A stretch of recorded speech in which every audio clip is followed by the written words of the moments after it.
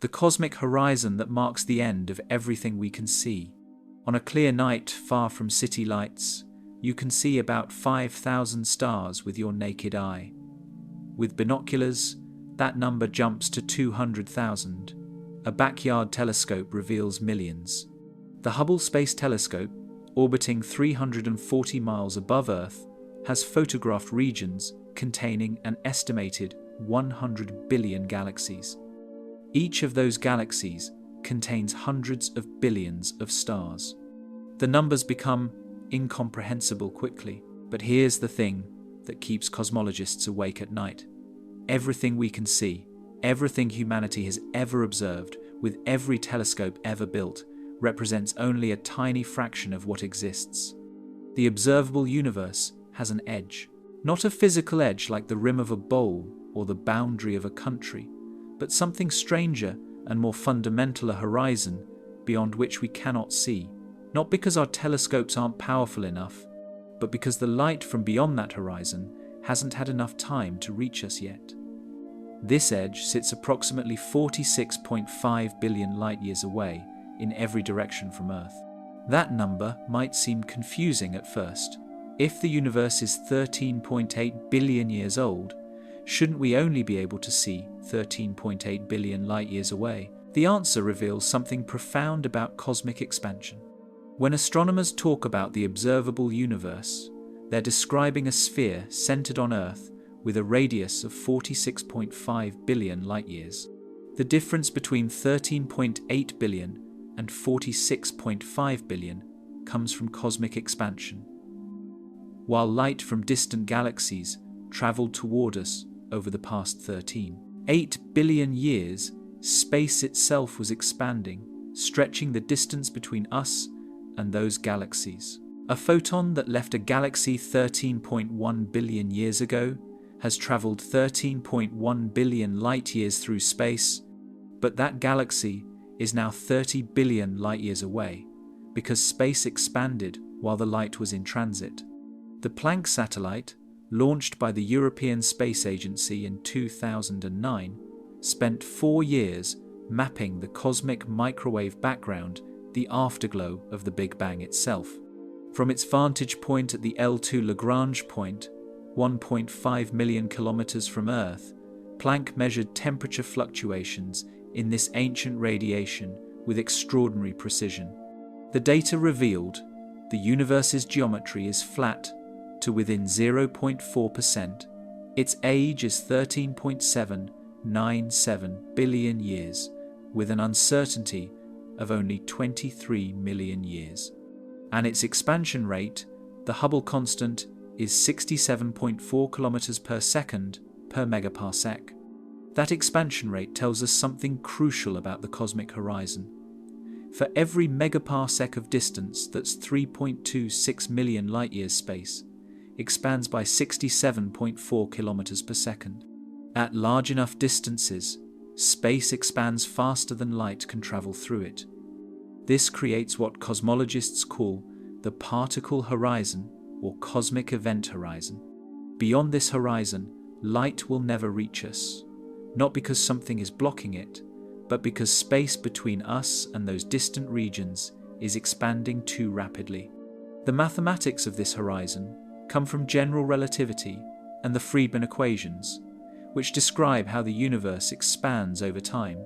Charles Misner, Kip Thorne, and John Wheeler derived the precise formulas in their 1973 textbook Gravitation, showing that the co-moving distance to the particle horizon, the distance accounting for cosmic expansion, equals the integral of the speed of light divided by the scale factor from the Big Bang to the present. When you plug in the values measured by Planck, you get 46.5 billion light-years.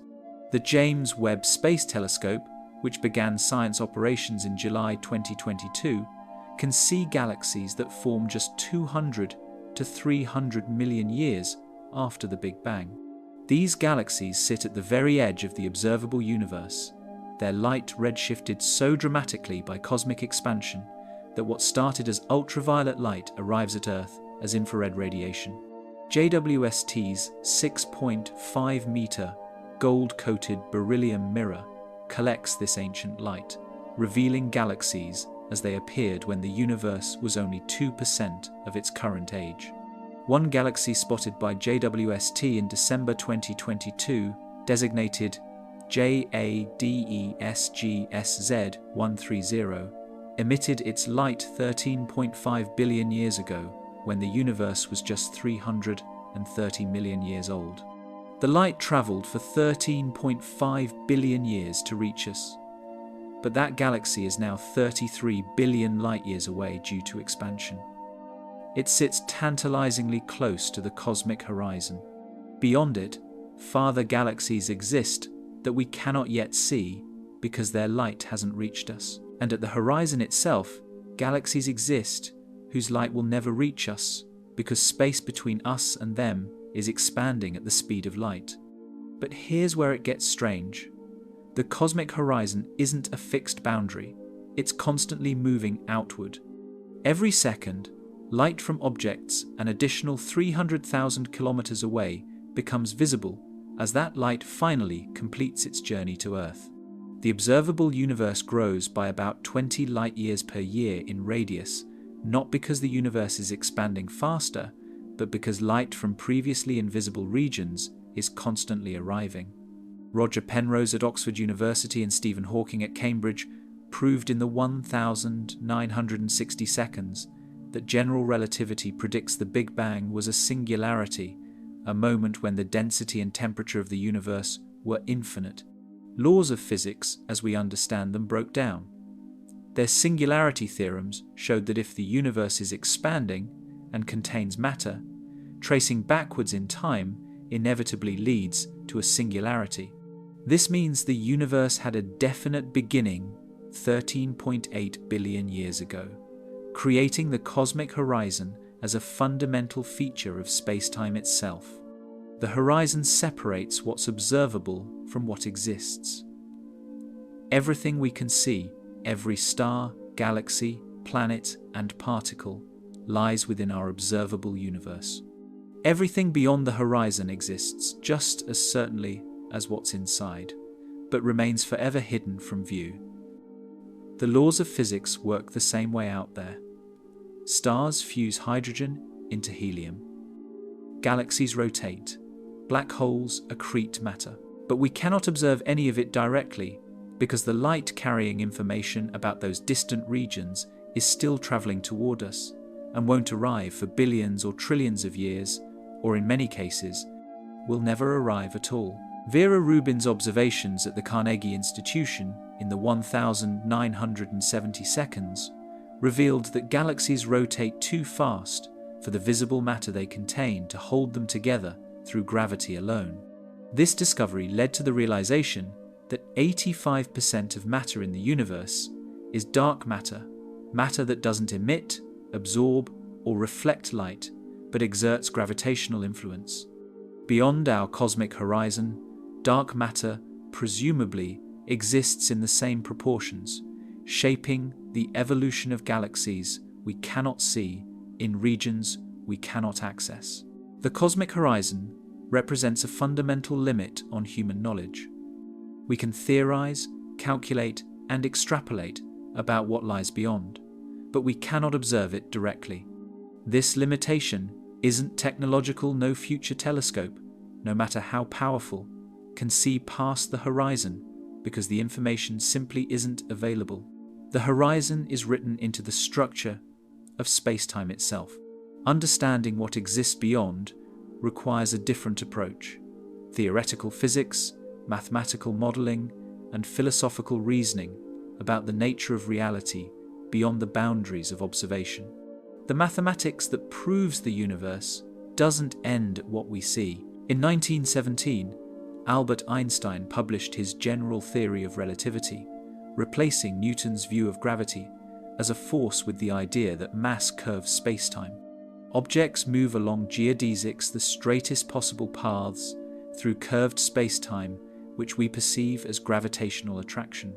The theory's equations, called the Einstein field equations, relate the curvature of spacetime to the distribution of matter and energy. When Alexander Friedmann applied these equations to the universe as a whole in 1922, he discovered something remarkable. The universe couldn't be static. It had to be either expanding or contracting. Friedmann made several assumptions to simplify the enormous complexity of the universe. He assumed it was homogeneous, the same density everywhere, when averaged over large enough scales, and isotropic looking, the same in all directions. These assumptions, known as the cosmological principle, let him reduce Einstein's 10 coupled, nonlinear, partial differential equations to 2 simpler equations, now called the Friedmann equations. These equations govern how the universe's size changes over time based on its matter and energy content. The first Friedmann equation relates the expansion rate to the universe's density and curvature. The second relates the acceleration of expansion to pressure and density. When Edwin Hubble announced in 1929 that distant galaxies were receding from us with velocities proportional to their distances, he provided observational confirmation of Friedmann's theoretical prediction. The universe was indeed expanding, just as the mathematics demanded. But here's what the mathematics also tells us. The universe extends far beyond what we can observe. The Friedmann equations make no reference to any edge or boundary beyond which space stops existing. They describe an infinite universe, or at least one vastly larger than the observable region. The cosmic horizon is an observational boundary, not a physical edge. Space continues beyond it, filled with galaxies, stars, and matter, just like the space we can see. 3 possible geometries exist for the universe, determined by its density relative to a critical value. If the universe's density exceeds the critical density, space curves positively like the surface of a sphere, finite but unbounded, with no edge. If density equals critical density, space is flat like an infinite plane extending forever in all directions. If density is below critical density, space curves negatively like a saddle also infinite. Measurements of the cosmic microwave background by the Wilkinson Microwave Anisotropy Probe, WMAP, from 2001 to 2010, and the Planck satellite from 2009 to 2013 determined the universe's density with high precision. The total density equals the critical density to within measurement uncertainty the universe is flat or very nearly flat. A flat universe extends infinitely in all directions. The observable universe is a finite sphere within this infinite space, like a bubble in an endless ocean. If the universe is infinite, it contains an infinite number of galaxies distributed throughout infinite space. The average density remains finite, about 5 atoms per cubic meter, averaged over cosmic scales, but multiplying finite density by infinite volume gives infinite total mass. This raises perplexing questions. Does infinite space contain infinite copies of Earth, of you, of every possible arrangement of matter? The mathematics suggests yes. In an infinite universe with finite density and random distributions of matter, every possible configuration of atoms will occur not just once, but infinitely many times. The probability of any particular arrangement, say, a planet identical to Earth with people identical to humanity, is extraordinarily small but non-zero. Multiply that non-zero probability by infinite volume, and the arrangement must occur somewhere. In fact, it must occur infinitely many times in infinitely many locations throughout the infinite universe. Max Tegmark at MIT calculated in 2003 that if you travel about 10 to the 10, 29 meters from Earth, you should encounter a region of space identical to our observable universe in every detail. That's an incomprehensibly vast distance, the number 1 followed by 1029 zeros written in meters. It dwarfs our 46.5 billion light-year observable universe by factors so large they defy human comprehension. But in an infinite universe, this distance is finite, and therefore, somewhere out there, beyond countless cosmic horizons, exists a perfect duplicate of everything we know. This conclusion troubles many physicists. It seems absurd, violating our intuition about uniqueness and probability. But the mathematics is inexorable. If space is infinite, and matter is distributed randomly, identical configurations must recur. Sean Carroll at Caltech has argued that we should take this seriously as a genuine prediction of modern cosmology, not just a mathematical curiosity. Other cosmologists, like Max Planck Institute director Martin Rees, have suggested the prediction might indicate our understanding remains incomplete. The curvature measurements from Planck constrain how much the universe can deviate from flatness. The data shows the curvature radius must exceed 23 gigaparsecs, about 75 billion light-years. If the universe has positive curvature, making it finite like a three-dimensional sphere, it must be at least 250 times larger than the observable universe. That gives a minimum volume 15 million times larger than what we can see. Most of the universe lies beyond our horizon, regardless of whether space is infinite or merely enormous. The Friedmann equations also predict the expansion history and ultimate fate of the universe. With the matter and dark energy densities measured by Planck, the equations show the universe will expand forever, with expansion accelerating over time due to dark energy. The cosmic horizon will continue moving outward, but most of the universe will remain forever beyond it because space expands faster than light at sufficient distances. General relativity allows for different topologies, different ways space can be connected to itself. The universe might be flat yet finite if space wraps around itself like a three-dimensional torus or other exotic topology. Jeffrey Weeks and colleagues searched the cosmic microwave background for matching circles, pairs of circles with identical temperature patterns that would indicate we're seeing the same region of space from two different directions, due to wraparound. They found no matches, constraining the minimum size of any wrapping to be at least twice the observable universe. Space either extends infinitely or wraps around on scales much larger than we can see. The mathematics of inflation, a brief period of exponential expansion in the first fraction of a second after the Big Bang, provides another line of evidence that the universe extends far beyond the observable region. Alan Guth proposed inflation in 1980 to solve several cosmological puzzles: why the universe is so uniform, why it's so flat, and why we don't see magnetic monopoles predicted by particle physics. Inflation solved these problems by expanding a tiny patch of space by a factor of at least 10^26, smoothing out irregularities and diluting exotic particles to undetectable densities. Andre Linde at Stanford refined inflation theory in the 1,980 seconds with eternal inflation, the idea that inflation never completely ends but continues in some regions while ending in others, creating infinite bubble universes. Our observable universe is one such bubble where inflation ended. The mathematics of inflation strongly suggests the universe is vastly larger than the observable region, perhaps infinite, with our observable universe representing an infinitesimal fraction of the whole. Paul Steinhardt at Princeton has argued that the mathematics might be misleading, that eternal inflation creates problems of its own, including the measure problem, in which calculating probabilities becomes impossible when dealing with infinite quantities. But most cosmologists accept that the universe extends far beyond what we can see, whether or not it's truly infinite. The mathematics consistently points beyond the horizon, the galaxies moving away faster than light itself.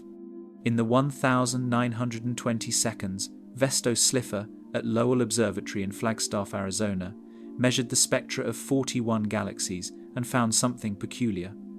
Most showed redshifted light, indicating they were moving away from Earth. When Edwin Hubble combined Slipher's velocity measurements with his own distance measurements using Cepheid variable stars, he discovered a linear relationship. More distant galaxies receded faster. A galaxy twice as far away receded twice as fast. This relationship, published in 1929, became known as Hubble's law. The initial measurements suggested an expansion rate around 500 kilometers per second per megaparsec, meaning for every million parsecs of distance, galaxies receded 500 kilometers per second faster. This rate seemed impossibly high, implying a universe age of only 2 billion years, younger than Earth's geological age. Walter Baade and others later discovered Hubble had made errors in his distance measurements, and the true expansion rate was closer to 50 to 100 kilometers per second per megaparsec, giving a universe age around 10 to 20 billion years. Modern measurements using Type Ia supernovae, cosmic microwave background anisotropies, and other techniques have refined the Hubble constant to 67 to 73 kilometers per second per megaparsec, with the exact value depending on measurement method and subject to ongoing debate. But regardless of the precise number, the implications are clear. Space itself is expanding, carrying galaxies along with it, and at sufficient distances, galaxies recede faster than the speed of light. This sounds like it violates Einstein's special relativity, which prohibits objects from moving faster than light through space. But cosmic expansion is different.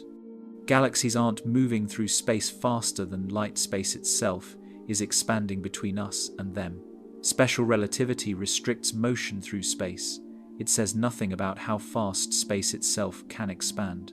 General relativity permits arbitrary expansion rates. There's no cosmic speed limit on the expansion of space itself. The recession velocity of a galaxy equals the Hubble constant multiplied by its distance. With a Hubble constant of 70 kilometers per second per megaparsec, a galaxy at 4,300 megaparsecs, about 14 billion light-years, recedes at exactly the speed of light.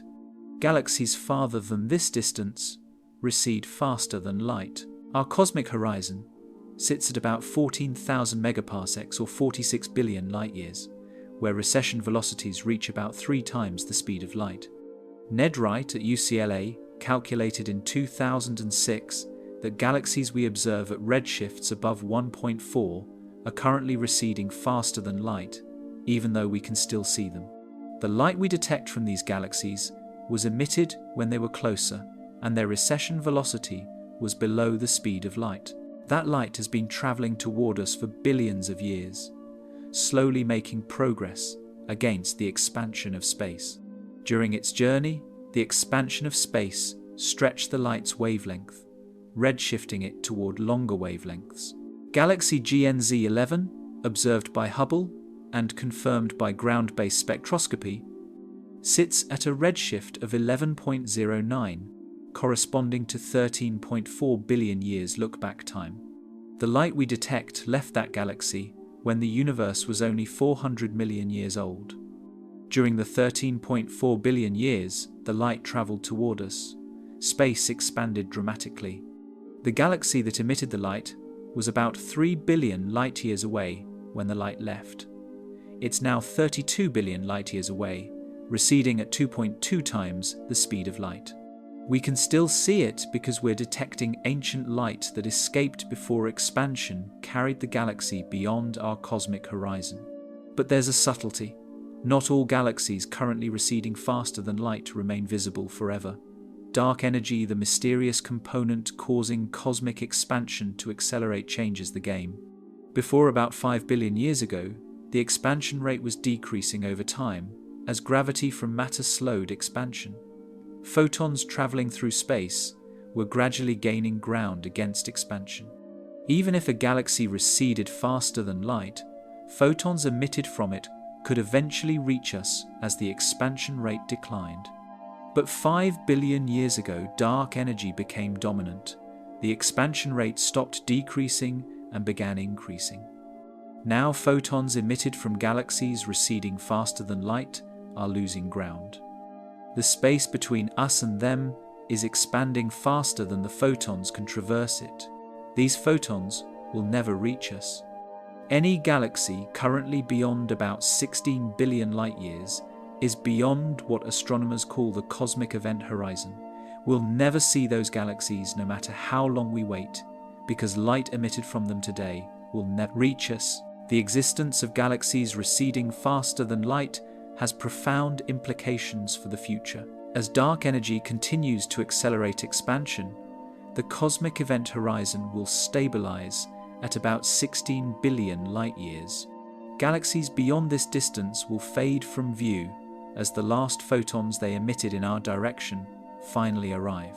Over hundreds of billions of years, galaxy after galaxy will redshift beyond detection as they cross the event horizon, their light stretched to infinite wavelengths.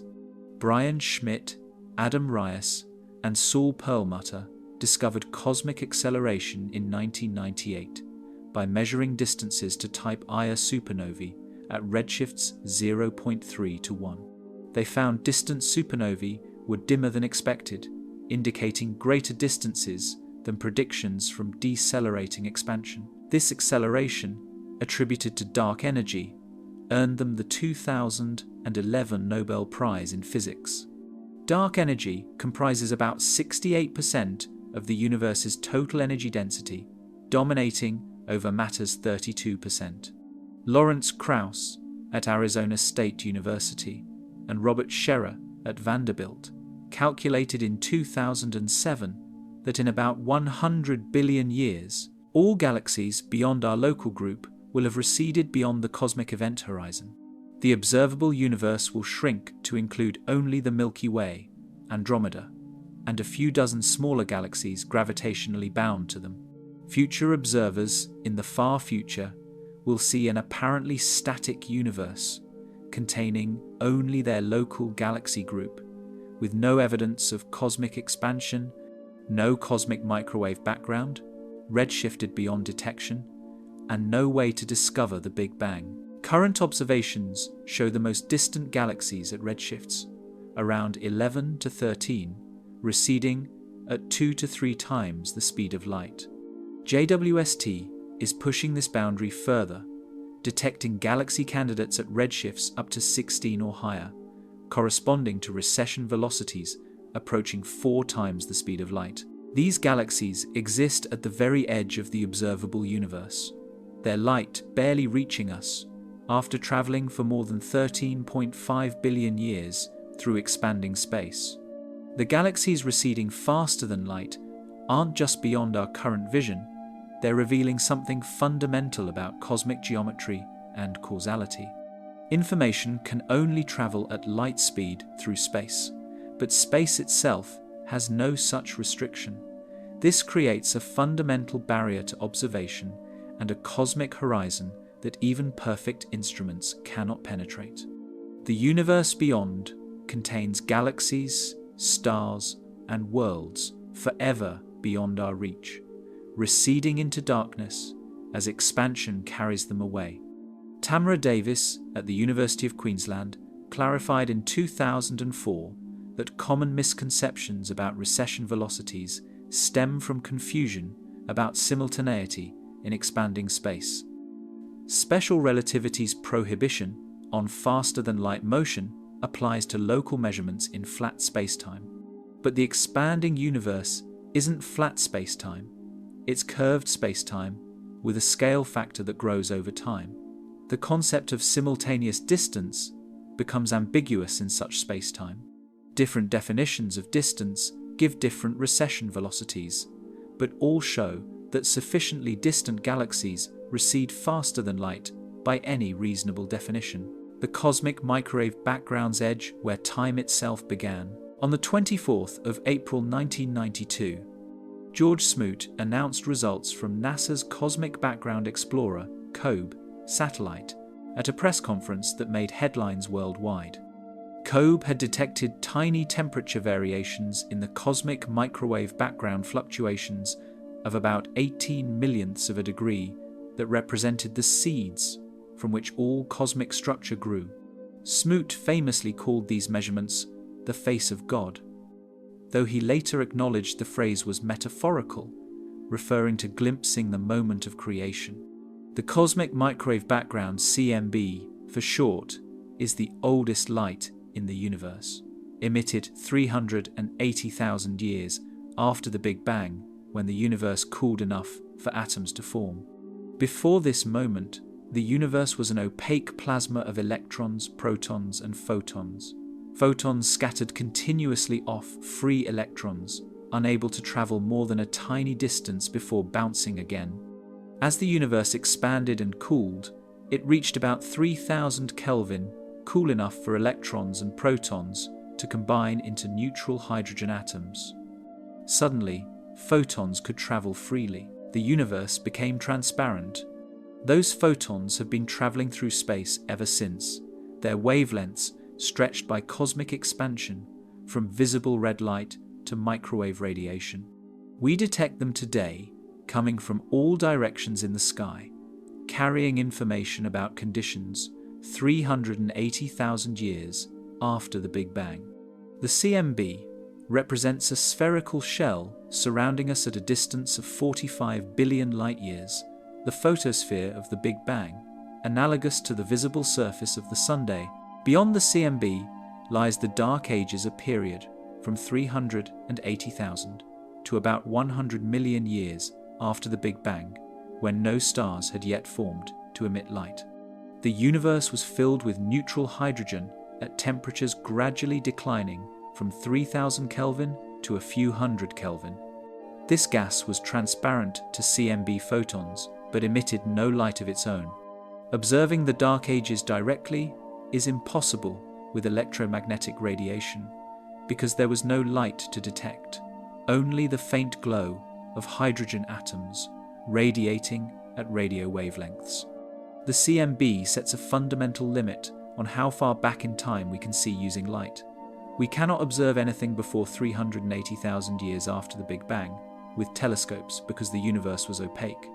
The CMB surface represents the edge of the observable universe, in time the earliest moment we can see with electromagnetic radiation. Everything before this is hidden behind an impenetrable wall of plasma. But the CMB surface isn't uniform. COBE detected temperature variations at angular scales above 7 degrees. The Wilkinson Microwave Anisotropy Probe, launched in 2001, mapped these fluctuations at scales down to 0.2 degrees. Planck, launched in 2009, achieved 5 arc-minute resolution, revealing structure at the finest scales, before diffusion damping the smoothing effect of photon diffusion in the early plasma erases smaller fluctuations.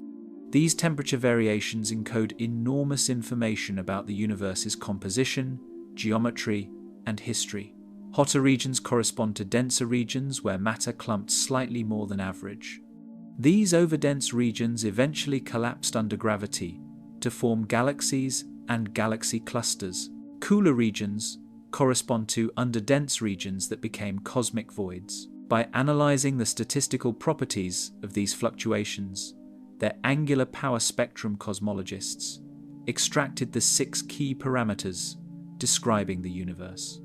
The CMB also reveals what lies just beyond the observable universe's edge. Because the universe is homogeneous and isotropic on large scales, we can infer that regions beyond our cosmic horizon look statistically similar to what we see within it. The CMB fluctuations show density variations of about 1 part in 100,000 at 380,000 years after the Big Bang. These fluctuations continued beyond our horizon with the same statistical properties, seeding galaxy formation in regions we cannot see. Ralph Alpher and Robert Herman predicted the CMB's existence in 1948, calculating that if the universe began in a hot, dense state, it should now be filled with thermal radiation at about 5 Kelvin. Arno Penzias and Robert Wilson accidentally discovered this radiation in 1964 while testing a sensitive microwave antenna at Bell Labs in New Jersey. They detected a persistent 3.5 Kelvin signal from all directions that they couldn't eliminate. After ruling out instrumental effects and even pigeon droppings on the antenna, they realized they'd found the predicted cosmic radiation. Subsequent measurements refined the temperature to 2.725 Kelvin. The CMB spectrum is a perfect blackbody thermal radiation from an object in thermodynamic equilibrium. COBE's FIRUS instrument measured the spectrum with extraordinary precision, finding perfect agreement with blackbody radiation to better than 1 part in 10,000. This precision confirms the universe was in thermal equilibrium at early times, supporting the hot Big Bang model. Any deviation from a perfect blackbody would indicate energy injection from processes like decaying particles or primordial magnetic fields. The polarization of CMB photons provides additional information. Photons became polarized when they last scattered off electrons at 380,000 years after the Big Bang. The polarization pattern depends on the velocity and density structure of matter at that time. WMAP and Planck measured 2 types of polarization: E-mode polarization from density fluctuations and B-mode polarization from gravitational waves and gravitational lensing of E-modes.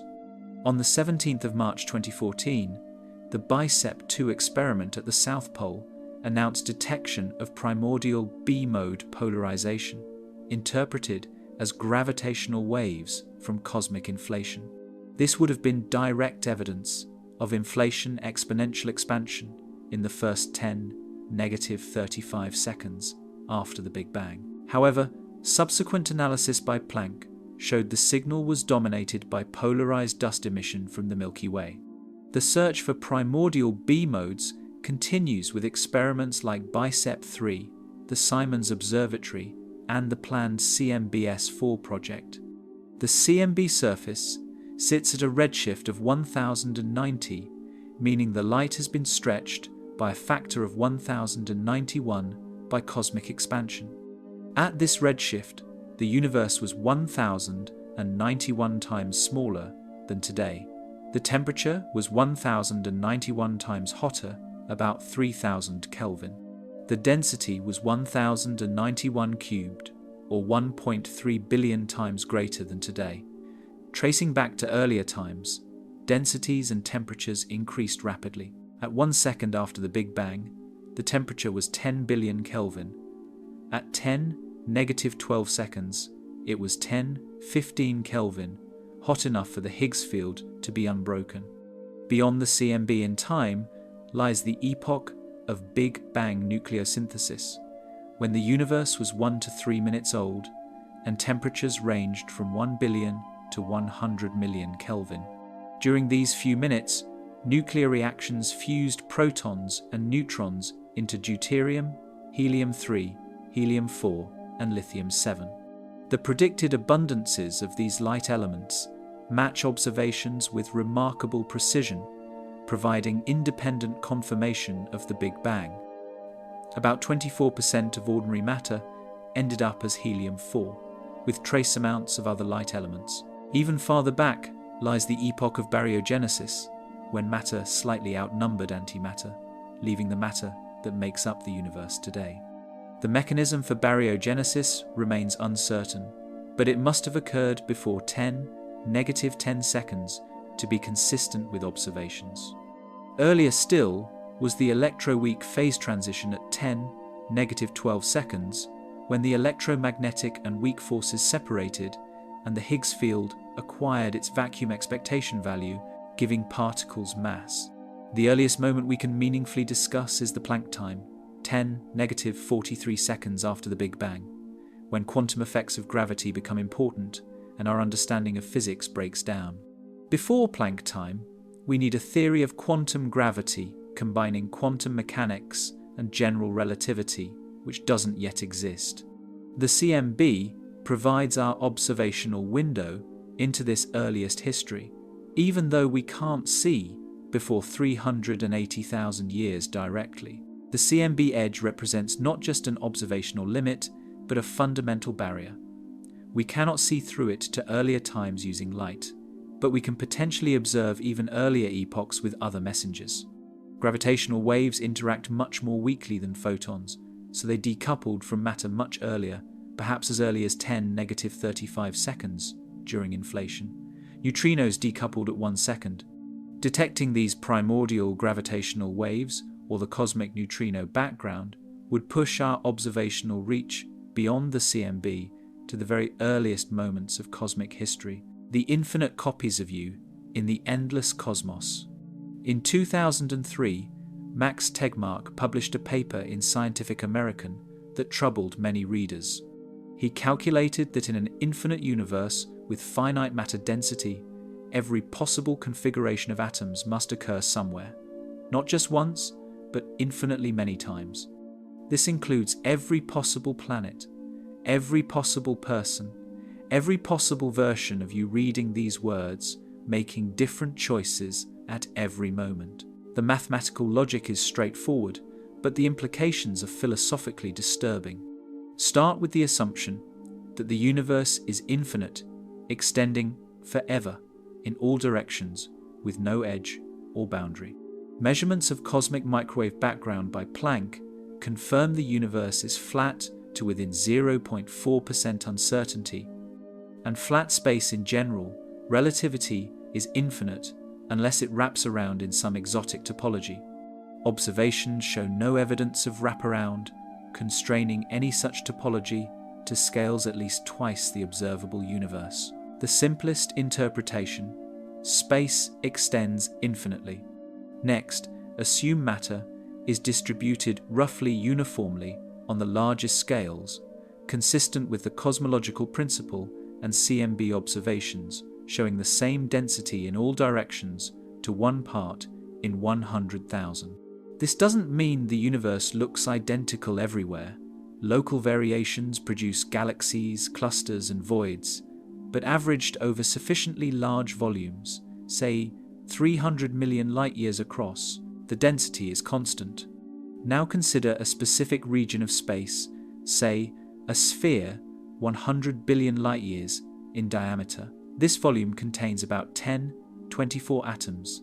Each atom can be in various quantum states, located at different positions, moving with different velocities. The number of possible configurations is finite, but enormous, roughly 10 to the power of 10^24, a number so large it has more digits than atoms in the observable universe. In an infinite universe with uniform matter density, every possible configuration of atoms within a 100 billion light-year sphere must occur somewhere. The probability of any specific configuration occurring in a randomly selected volume is extremely small, perhaps 10 to the negative 10^24. But multiply this tiny probability by infinite space, and you get certainty. Every configuration that can occur, and will occur infinitely many times. This applies to arbitrary volumes, not just 100 billion light-years. Consider a sphere the size of Earth. There are roughly 1050 atoms in Earth. The number of possible configurations is about 10 to the 10, 50 incomprehensibly larger than before. But again, in infinite space with finite density, every configuration occurs somewhere. That includes Earths where you made different choices at every decision point, where you wore different clothes today, chose a different career, married a different person, or never existed at all. Extend this to your exact configuration, every atom in your body, in precisely its current position and quantum state.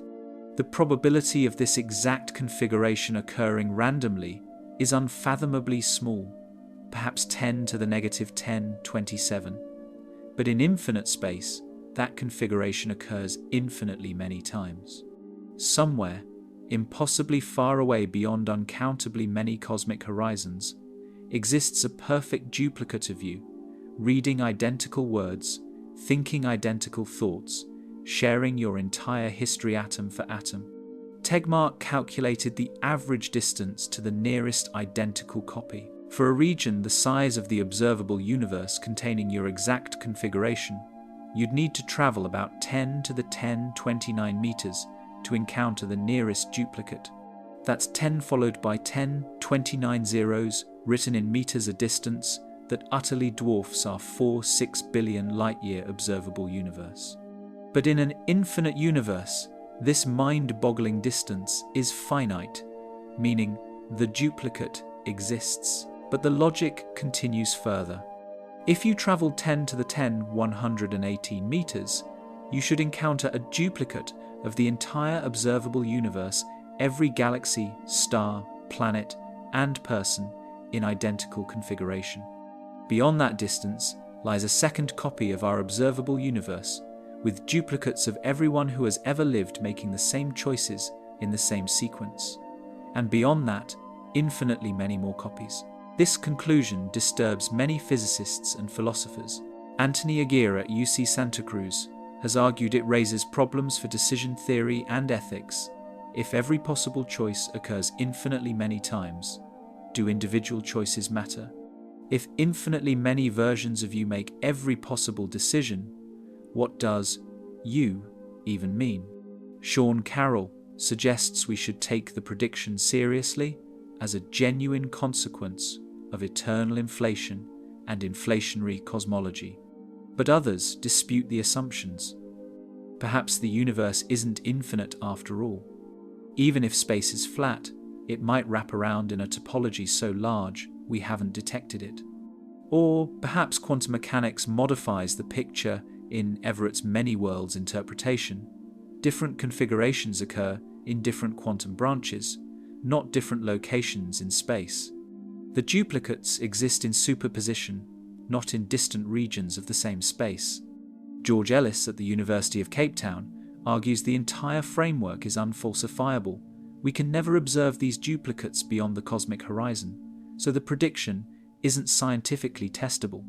Karl Popper's philosophy of science requires that scientific theories make falsifiable predictions. If a theory predicts something we cannot possibly observe, is it still science? This criticism applies broadly to multiverse theories and claims about regions beyond the observable universe.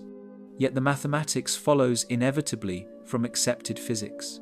General relativity with a cosmological constant and matter density matching observations produces an infinite universe if space is flat. Quantum mechanics with the Born rule produces specific probabilities for particle configuration. Combining these gives Tegmark's conclusion. Rejecting the conclusion requires rejecting either general relativity, quantum mechanics, the cosmological principle, or the flatness of space, all supported by overwhelming evidence. Alexander Vilenkin at Tufts University extended the argument using eternal inflation. In eternal inflation, quantum fluctuations continuously create bubble universes throughout an inflating metaverse. The number of bubbles is infinite, and each contains observable universes with different low-energy physics determined by how symmetry breaks during reheating. Vilenkin showed that in this framework, every possible observable universe occurs infinitely many times, including infinitely many duplicates of ours.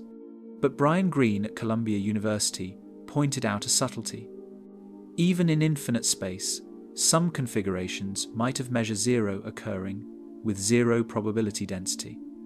Imagine an infinite sequence of coin flips. The probability of getting heads infinitely many times is certainty. But the probability of any specific infinite sequence, say heads, tails, heads, heads, tails, with a predetermined pattern is zero. It might occur, but it also might not. Similarly, your exact configuration might have measure zero, occurring nowhere despite infinite space. The resolution depends on details of probability measures in infinite spaces, active research in cosmology and mathematical physics. Different measures give different answers about which configurations occur and how often. The measure problem, in eternal inflation, the difficulty of calculating probabilities when dealing with infinite quantities remains unsolved. Until solved, predictions about duplicates remain uncertain. Regardless of whether exact duplicates exist, the infinite universe certainly contains regions statistically similar to ours. Somewhere beyond the cosmic horizon exist galaxies similar to the Milky Way, planets similar to Earth, civilizations similar to humanity. Perhaps not atom for atom identical, but functionally equivalent. These regions follow the same laws of physics, host similar evolutionary processes, and produce similar outcomes. We're not alone in an infinite cosmos, even if we can never contact or observe these distant cousins. The bubble universes colliding beyond the cosmic curtain. In 1981, Alan Guth, then a postdoctoral researcher at MIT, proposed a solution to several puzzling features of the Big Bang model. He suggested that in the first fraction of a second, around 10⁻35 seconds after the beginning, the universe underwent a brief period of exponential expansion called cosmic inflation. During this instant, a region of space smaller than an atom expanded to larger than a grapefruit, growing by a factor of at least 10^26. This stupendous expansion solved three major problems: why the universe is so uniform, despite causally disconnected regions looking identical, why it's so flat, when even tiny deviations from flatness should be amplified over time, and why we don't see magnetic monopoles and other exotic particles predicted by particle physics theories. Andre Linde at Stanford refined Guth's model in 1983 with chaotic inflation, where inflation occurs in regions where a scalar field called the inflaton has large values. As the inflaton rolls down its potential energy curve toward lower energy, it drives exponential expansion. When it reaches the minimum of its potential, inflation ends. The inflaton's energy converts to ordinary matter and radiation, and normal expansion begins. This reheating process created the hot, dense conditions we associate with the Big Bang. But Linde realized something remarkable. Inflation doesn't have to end everywhere simultaneously.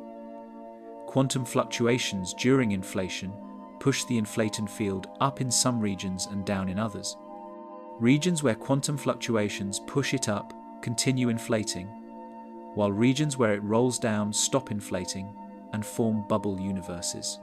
The inflating regions between bubbles continue expanding exponentially, creating more space where new quantum fluctuations create more bubbles. This process repeats eternal inflation. The implication: our observable universe is one bubble in an infinite sea of bubbles, separated by exponentially expanding space that's still inflating. Each bubble is causally disconnected from others. No signal can travel from one bubble to another across the inflating space between them, because that space expands faster than light. Beyond our cosmic horizon lies not just more of the same, but fundamentally different regions with potentially different physics. During inflation, quantum fluctuations of the inflaton field get stretched to cosmic scales. These fluctuations seed the density variations that grew into galaxies and large-scale structure. But quantum fluctuations also affect the value of the inflaton field itself, and hence how and when inflation ends. Different regions undergo reheating at different times and in different ways, producing different amounts of matter and radiation. Some bubbles end up matter-dominated, others radiation-dominated. Some are hot, others cool. Some expand rapidly, others slowly. But the differences run deeper. In many particle physics theories, particularly string theory, the vacuum, the lowest energy state of all fields, can take different forms. Imagine a landscape with multiple valleys. Each valley represents a different possible vacuum state. During reheating, the fields settle into one of these valleys, determining the low energy physics that governs that bubble universe. Different bubbles settle into different vacua, giving them different fundamental constants, different particle physics, different forces, Leonard Susskind at Stanford popularized this concept as the string theory landscape, a vast space of possible vacuum states, perhaps 500 different possibilities. Each vacuum state corresponds to different values of physical constants: the electron mass, the strength of electromagnetic force, the cosmological constant, the Higgs boson mass. What we think of as fundamental constants, unchanging numbers governing all of physics, are actually environmental parameters varying from bubble to bubble. This has profound implications for what lies beyond our observable universe.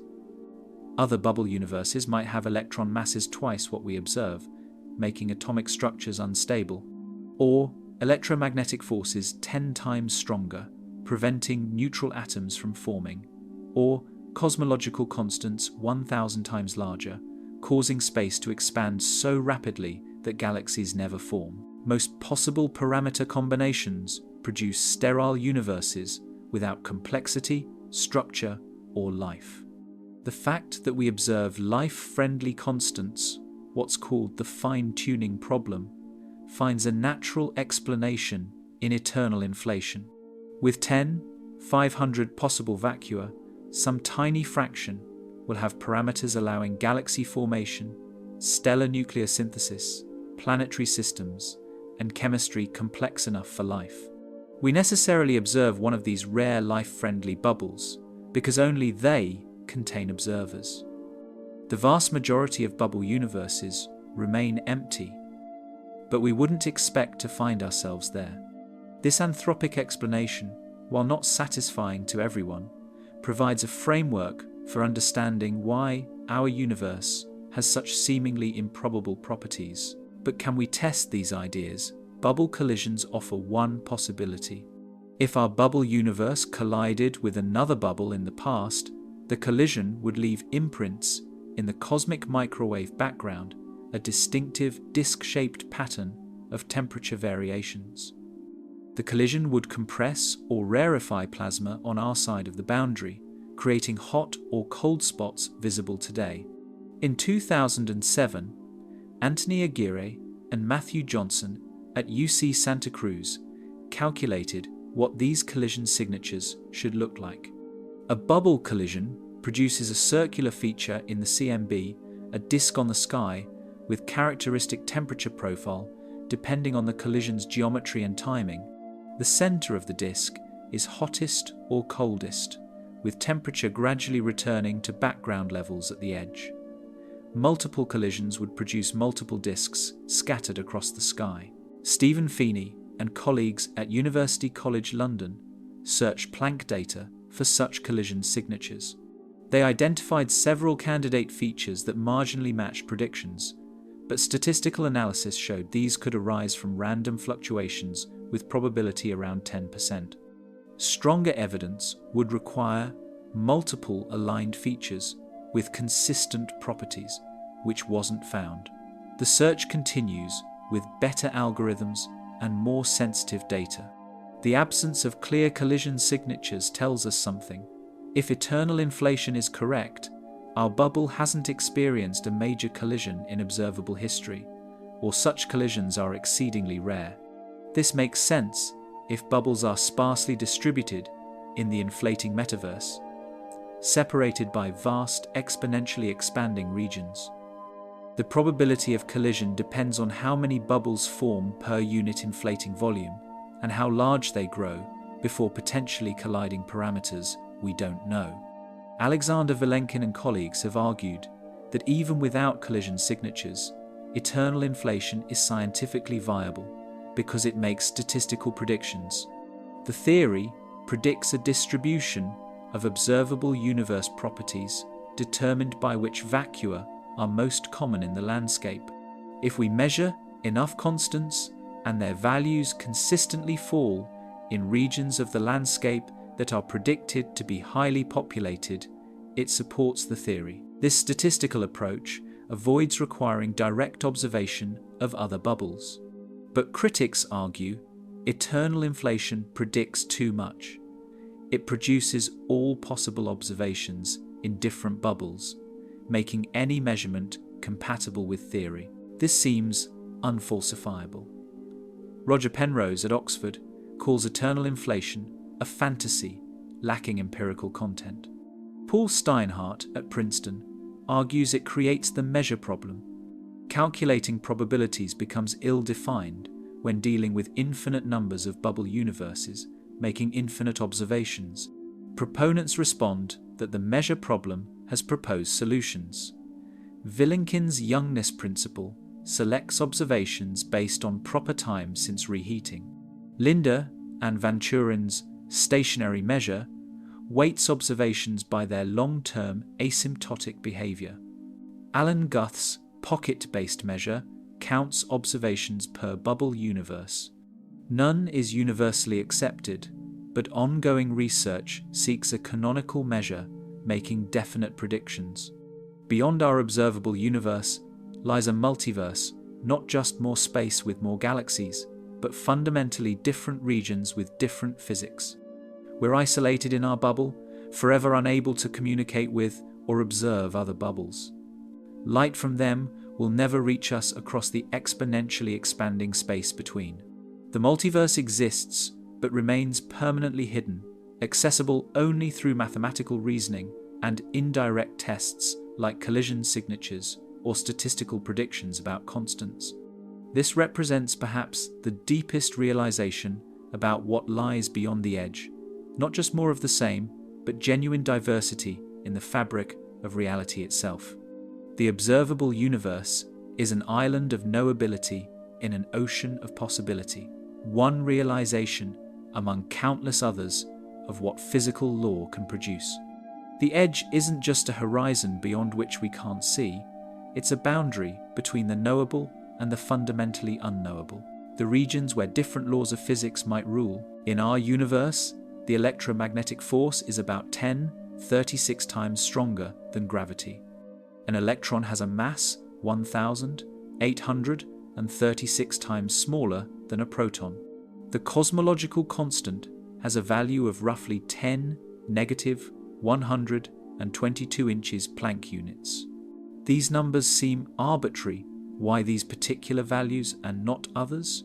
For decades, physicists sought a theory that would explain why the constants have their observed values, hoping to show they couldn't be any different. But string theory and eternal inflation suggest something radical. These constants aren't constant at all. They vary from place to place in the multiverse. String theory emerged in the 1980 seconds as a candidate for unifying quantum mechanics and general relativity. Instead of point particles, it describes fundamental entities as one-dimensional strings vibrating in 10 or 11 dimensions. Different vibration modes correspond to different particles: electrons, quarks, photons, gravitons. The theory requires 6 or 7 extra dimensions beyond the familiar 3 of space and 1 of time. These extra dimensions must be compactified, curled up so small we don't notice them. Roughly 10 negative 35 meters across. But there are many ways to compactify extra dimensions. Joseph Polchinski at UC Santa Barbara and Raphael Busso at Berkeley calculated in the early 2000s that string theory allows approximately 10,500 different compactification schemes. Each scheme produces different low-energy physics in the remaining 4 dimensions, different particle masses, different force strengths, different fundamental constants. This enormous collection of possibilities is called the string landscape. What determines which compactification we observe? In eternal inflation, different bubble universes undergo reheating with fields settling into different minima of the potential energy landscape. Each minimum corresponds to a different compactification and hence different physical laws. Our observable universe exists in one particular minimum with one particular set of constants.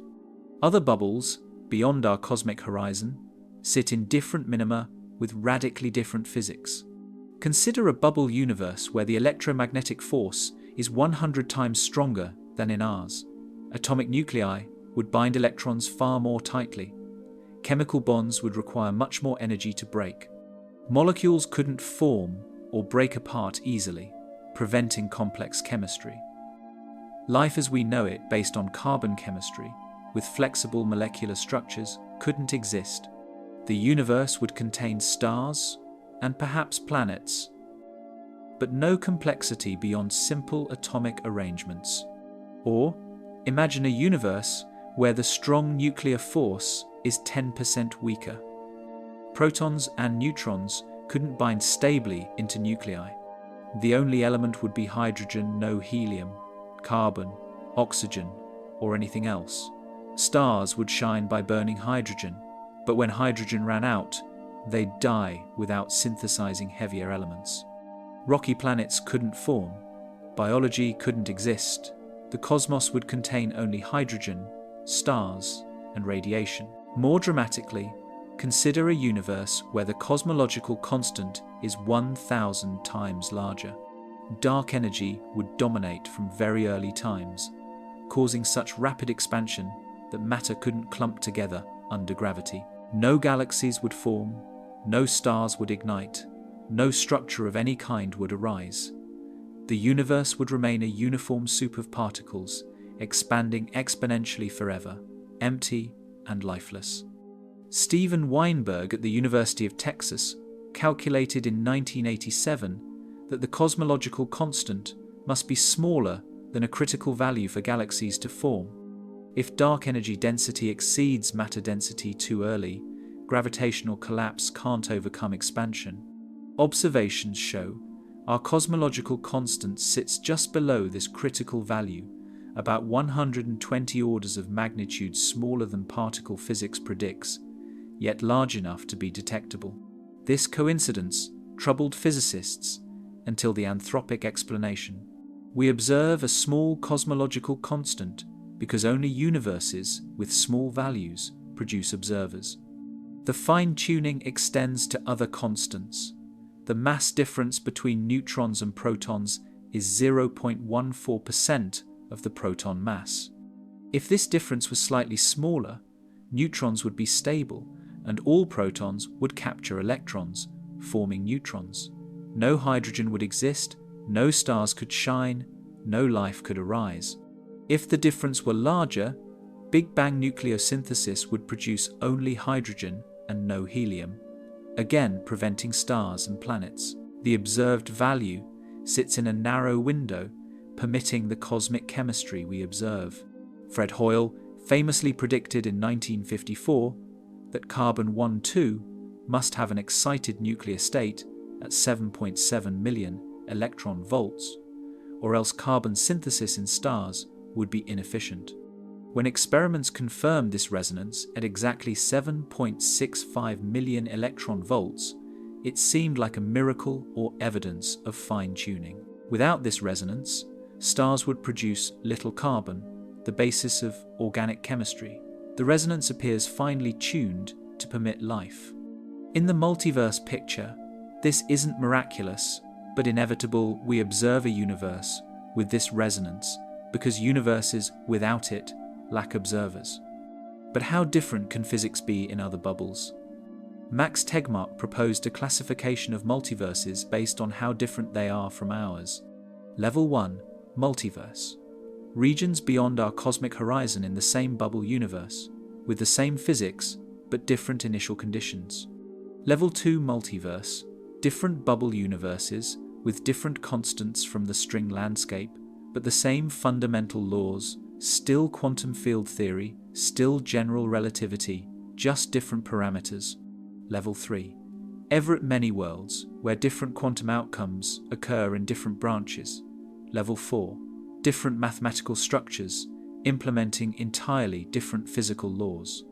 Level 4 is most radical universes, where mathematics itself is different, where perhaps there aren't 3 spatial dimensions and 1 time dimension, but 4 of each, or 2 of each, or fractal dimensions. Universes where causality works differently, where quantum mechanics is replaced by some other theory, where general relativity doesn't apply. These universes would be so alien that describing them requires completely different mathematical frameworks. Whether such universes exist or even make sense remains deeply controversial. Even within Level 2, the variations are dramatic. Lee Smolin proposed that black holes might create baby universes with slightly mutated physical constants, leading to cosmological natural selection favoring universes that produce many black holes. If true, we'd expect to live in a universe optimized for black hole production, which may or may not match observations. Martin Rees at Cambridge has argued that the multiverse is scientifically legitimate if it makes testable predictions about the distribution of constants we observe. Don Page at the University of Alberta calculated in 2008 what typical observers should see in an eternal inflation multiverse. Using Bayesian reasoning, he showed that most observers should find themselves in universes near the threshold for structure formation where constants are barely sufficient for galaxies and life. Our universe, with its comfortable margins, seems atypically hospitable. This Bayesian argument against fine-tuning remains debated, with some finding it compelling and others dismissing it as misapplying statistics to infinite ensembles. The measure problem rears its head again. How do you count observers in infinite space with infinite bubble universes? Different counting methods give different predictions for what typical observers should see. Until this problem is solved, multiverse theories struggle to make definite predictions. But even without solving the measure problem, the landscape picture provides a framework for understanding why our universe has the particular constants it does. They're not fundamental, but environmental, selected by the requirement that observers exist to measure them. Beyond our cosmic horizon might lie not just more space, but entirely different realms, where electrons are heavier, gravity is stronger, time runs differently, or physics operates according to unfamiliar rules. These regions are forever beyond our reach, but their existence would mean reality is vastly richer and stranger than the single universe we observe. The edge isn't just where light stops reaching us, it's where the familiar gives way to the alien. The mathematics of different types of infinite space. Infinity isn't a single concept. Mathematicians distinguish many types of infinity, and cosmology employs several when describing what lies beyond the observable universe. Understanding these distinctions reveals that infinite universe can mean radically different things depending on which type of infinity applies. The simplest infinity is countable infinity, the infinity of natural numbers, 1, 2, 3, and so on. German mathematician Georg Cantor proved in the 1870 seconds that this infinity, which he denoted Aleph null, is the smallest infinity. You can put the natural numbers in one-to-one correspondence with any countably infinite set, like the integers, rational numbers, or even algebraic numbers. Countable infinity has a well-defined ordering given any two elements. You can say which comes first. But Cantor also proved that the real numbers, all possible decimal expansions, including irrational numbers like pi and square root of 2, form an uncountably infinite set. There are more real numbers than natural numbers. In a precise mathematical sense, you cannot list all real numbers in a sequence, cannot put them in one-to-one correspondence with natural numbers. The infinity of real numbers, called the cardinality of the continuum, is strictly larger than Aleph null. The physical universe, if infinite, corresponds to which type? If space is a continuum, every point in space is labelled by real coordinates, 3 real numbers giving position in 3 dimensions. The number of points in infinite space is uncountably infinite, the same cardinality as the real numbers. But the number of possible distinct configurations of matter in infinite space depends on whether matter is fundamentally discrete or continuous. Quantum mechanics suggests matter is discrete at the smallest scales. Elementary particles have quantized properties. Electron spin is either up or down, not a continuous variable. Quantum field theory describes fields filling space with values at each point, but when you measure these fields, you get discrete outcomes. If the fundamental description of matter is discrete, say, specified by a quantum state living in a separable Hilbert space, then the number of possible configurations in any finite volume is countable infinity, not uncountable. This has strange implications for the infinite copies argument. In a quantum mechanical universe, with discrete states, an infinite spatial volume can contain only countably many distinct configurations if each configuration is specified by a quantum state. Since there are uncountably many real numbers but only countably many configurations, some real number specified positions won't correspond to distinct physical states. In other words, the classical picture of matter continuously distributed through space doesn't apply quantum mechanically. But the situation is even more subtle. Carlo Rovelli has argued in Loop Quantum Gravity that space itself might be discrete at the Planck scale 10⁻35 meters. If spacetime is fundamentally a quantum object with discrete structure, then infinite space might mean a countably infinite network of Planck scale chunks, not a continuum. The number of possible configurations on this network, while infinite, would be countable infinity, changing how we think about distant regions. In cosmology, different models of infinite space exist. An open universe with negative spatial curvature is infinite in a specific geometric sense. Geodesics, straight lines in curved space, extend infinitely without closing back on themselves, and the volume is infinite.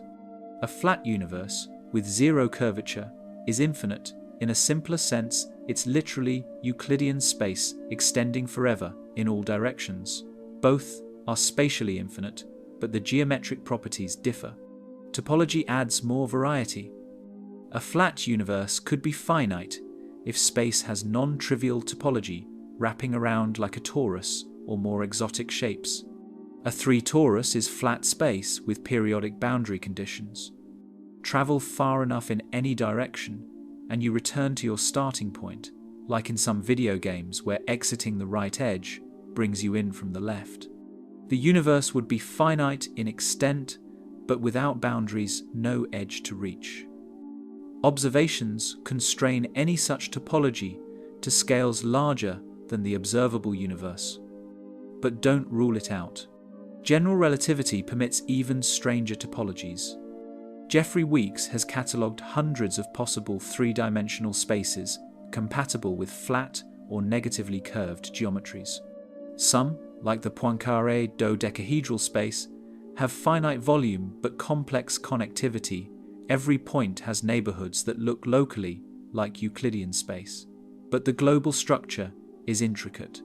Detecting such topology requires finding matching patterns in the cosmic microwave background at different points in the sky, corresponding to seeing the same physical location from multiple directions. Eternal inflation introduces another infinity, temporal infinity. If inflation is eternal, it continues forever into the future, continuously creating new bubble universes. The number of bubbles grows without bound as time progresses. This temporal infinity differs from spatial infinity. Even if each bubble has finite spatial extent, infinite time produces infinite bubbles. Some cosmologists argue this makes eternal inflation more predictive. You can count bubbles per unit time and calculate relative probabilities for different types. But Guth, Van Turen, and others have shown that the number of bubbles actually grows faster than exponentially with time. As inflating space expands, its volume doubles every Hubble time, roughly 10⁻35 seconds during inflation. Each doubling creates twice as much space where quantum fluctuations can nucleate new bubbles. The result is super exponential growth, not just infinity, but infinity growing at an accelerating rate. This super exponential growth creates technical problems for defining probabilities. If you count observers at a fixed cosmic time, most are in young bubbles formed recently, but the notion of same time is ambiguous in general relativity. Different reference frames disagree about simultaneity. If you count observers within bubbles that nucleated at the same proper time since inflation began, you get different results. The dependence on choice of temporal slicing makes probability calculations ill-defined without specifying a measure. Frank Tipler has argued that in an eternally inflating multiverse, the total number of observers is not just infinite, but increasingly infinite over time, creating what he calls an omega point, a limiting state where intelligence and information processing become infinite. This speculation extends far beyond current physics into theology and philosophy, but it illustrates how different types of infinity lead to radically different pictures of cosmic future. David Hilbert's famous hotel paradox illustrates how counterintuitive infinite sets can be. An infinite hotel with rooms numbered 1, 2, 3, and so on is completely full. A new guest arrives. No problem, move the guest in room 1 to room 2, guest in room 2 to room 3, and so on. Everyone still has a room, and room 1 is now vacant for the new arrival. An infinite bus arrives with countably infinite new guests. Still no problem, move guest in room N to room 2N, freeing all odd-numbered rooms for the bus passengers. Infinity plus infinity equals infinity. These mathematical properties of infinity affect cosmological arguments. If the universe is infinite and contains infinite copies of you, how many? Countably infinite or uncountably infinite? The answer affects nothing observable, but influences how we reason about probability and typicality. Some philosophers argue that infinity breaks probability theory. You can't define uniform probability distributions over infinite sets, making it impossible to reason about what typical observers should see. Beyond the observable universe, space might be infinite in multiple senses simultaneously. Spatially infinite in extent, containing infinite matter in discrete configurations, evolving for infinite time, creating infinite bubbles, each containing infinite space with infinite matter. The infinities nest within infinities, each type contributing different properties to the complete picture. Understanding which types apply is more than mathematical pedantry. It shapes how we reason about what exists beyond our cosmic horizon. The tests that could reveal what lies in the unreachable darkness, regions beyond the cosmic horizon, seem forever beyond the reach of observation. Light from those regions will never reach us, no matter how long we wait or how powerful our telescopes become. But cosmologists have devised indirect tests that could reveal properties of the unobservable universe without directly seeing it.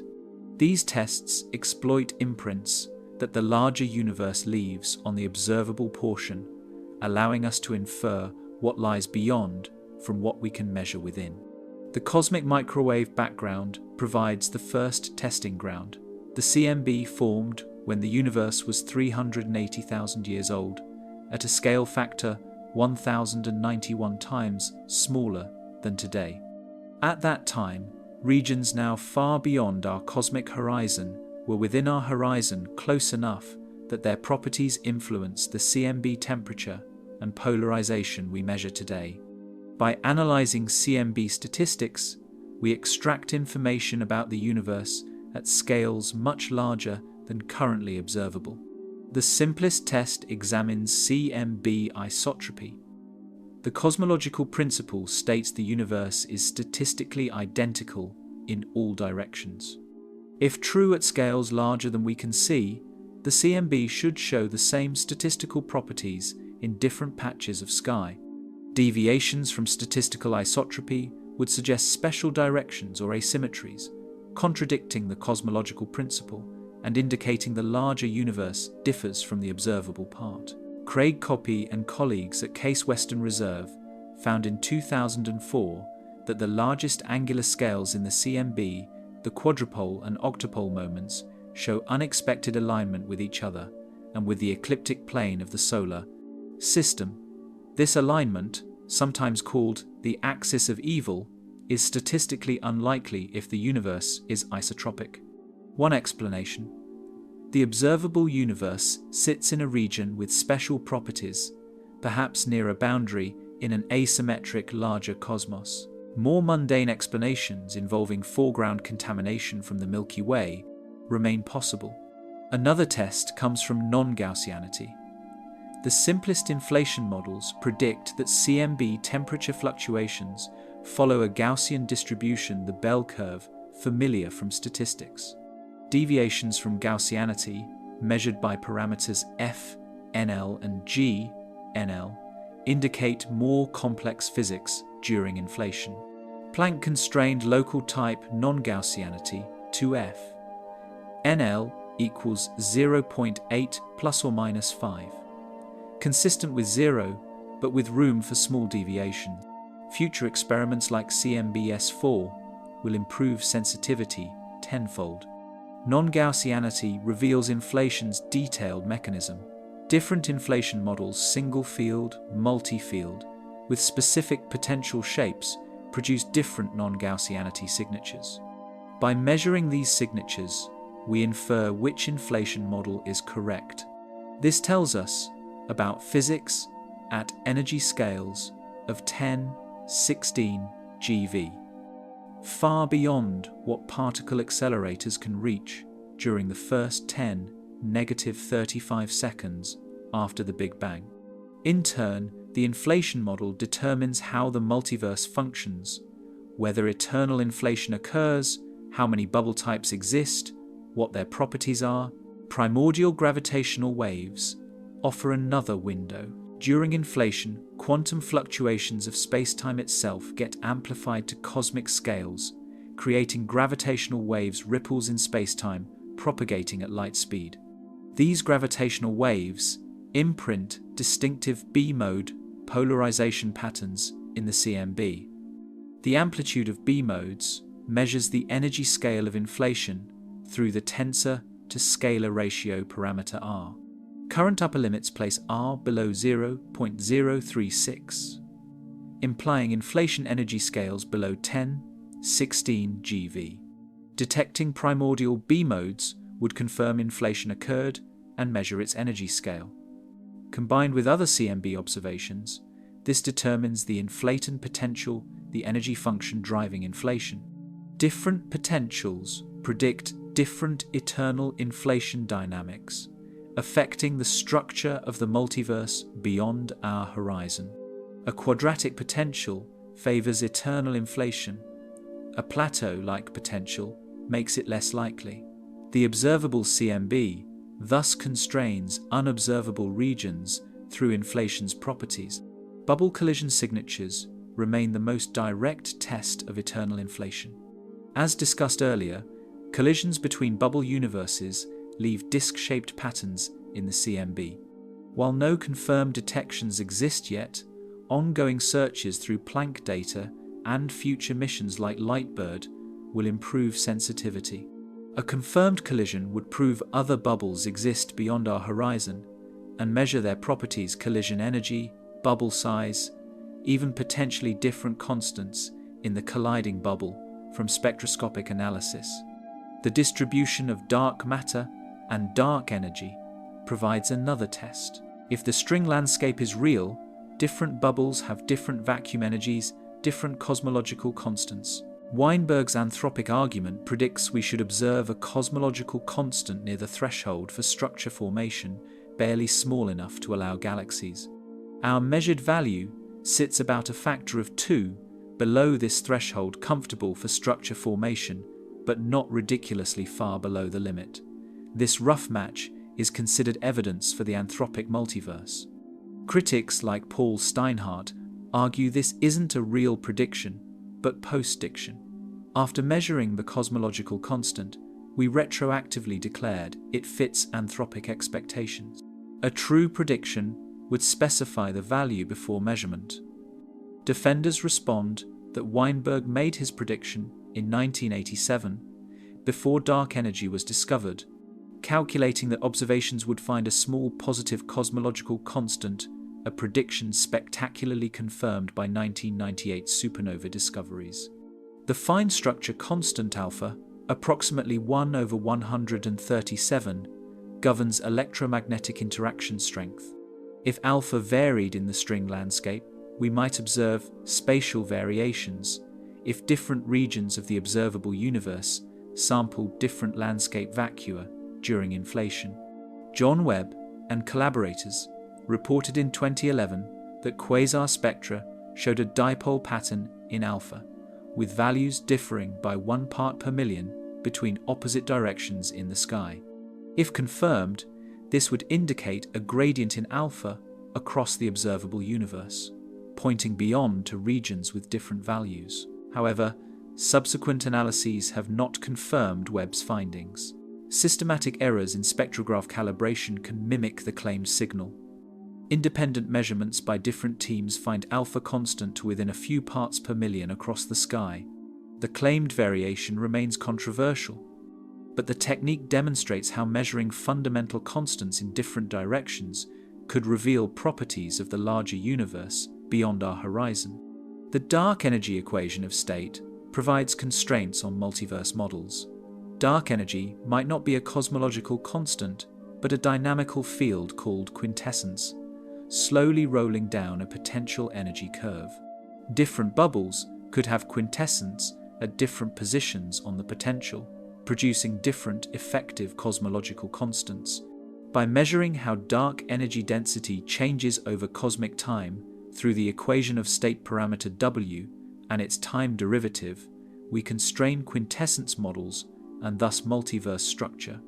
Current measurements give W equals -1.03 plus or minus 0.03, consistent with a cosmological constant W equals -1, but with room for dynamics. Future surveys like the Vera-C, Rubin Observatory's legacy survey of space and time will improve constraints by measuring distances to millions of Type Ia supernovae at various redshifts. If W deviates significantly from -1 or varies with time, it would indicate quintessence and support some multiverse models over others. Quantum mechanics itself might reveal information about the multiverse. In Everett's many worlds interpretation, quantum measurements create branches where different outcomes occur. Some physicists have speculated that interference between these branches might be observable in carefully designed quantum experiments.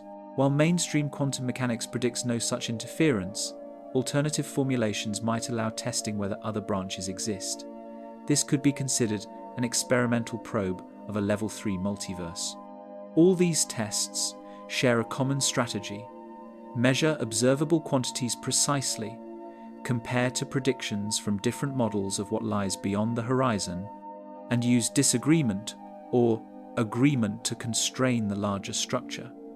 While we cannot see past the edge isn't opaque. Information leaks through in subtle ways. By reading these leaks, we infer what lies beyond, turning the seemingly impossible task of observing the unobservable into sophisticated science.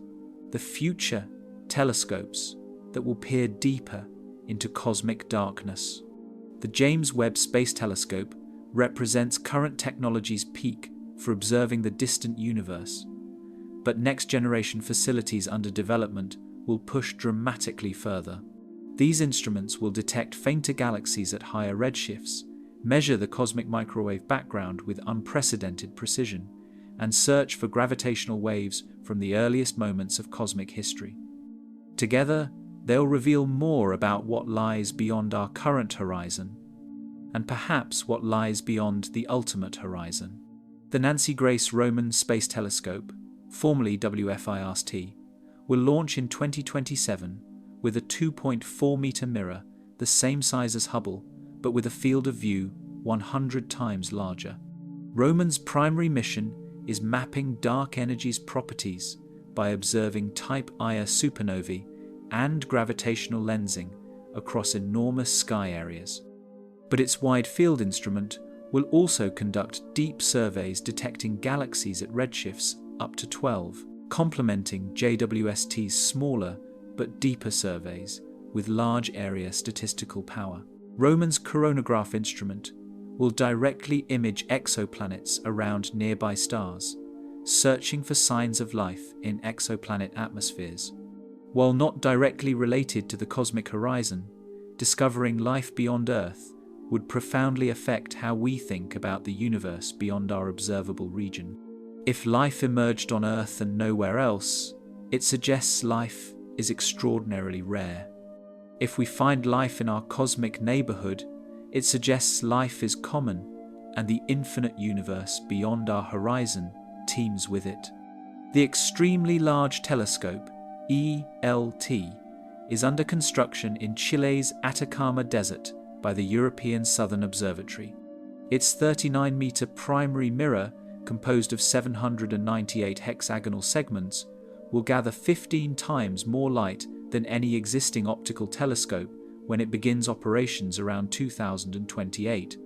The ELT will directly image exoplanets, study the first galaxies, and measure cosmic expansion with unprecedented precision. Its most remarkable capability, observing cosmic acceleration in real time. By monitoring the redshifts of distant galaxies over decades, the ELT will detect tiny changes as cosmic expansion accelerates. Over 20 to 30 years, redshifts of galaxies at z equals 3 to 4 should increase by about 5 centimeters per second per year, measurable with spectrographs achieving 1 centimeter per second precision. This direct detection of cosmic acceleration in real time would confirm dark energy's role and measure its equation of state independently of supernova or CMB observations. The Square Kilometre Array, SKA, consists of thousands of radio antennas distributed across Australia and South Africa, with total collecting area approaching 1 square kilometre. Beginning operations around 2028, SKA will observe neutral hydrogen throughout cosmic history through its 21 centimetre emission line. At high redshifts, this line shifts to meter wavelength radio frequencies detectable by SKA's low-frequency component. SKA will map neutral hydrogen during the epoch of reionization, revealing how the first stars and galaxies ionized intergalactic space. By detecting the 21 centimeter signal from redshifts 6 to 15, SKA will create three-dimensional maps showing ionized bubbles expanding around early galaxies. This will reveal how reionization proceeded from the inside out, with bubbles growing and overlapping, or outside in, with ionization starting in underdense regions. The topology of reionization constrains galaxy formation models, and thus the nature of the early universe beyond our current horizon. The Laser Interferometer Space Antenna, LISA, will launch 3 spacecraft into solar orbit around 2035, forming a giant gravitational wave detector with arm lengths 2.5 million kilometers. LISA will detect low-frequency gravitational waves 0.1 MHz to 1 Hz inaccessible to ground-based detectors like LIGO due to seismic noise. Potential sources include supermassive black hole mergers, extreme mass ratio in spirals, and primordial gravitational waves from cosmic inflation.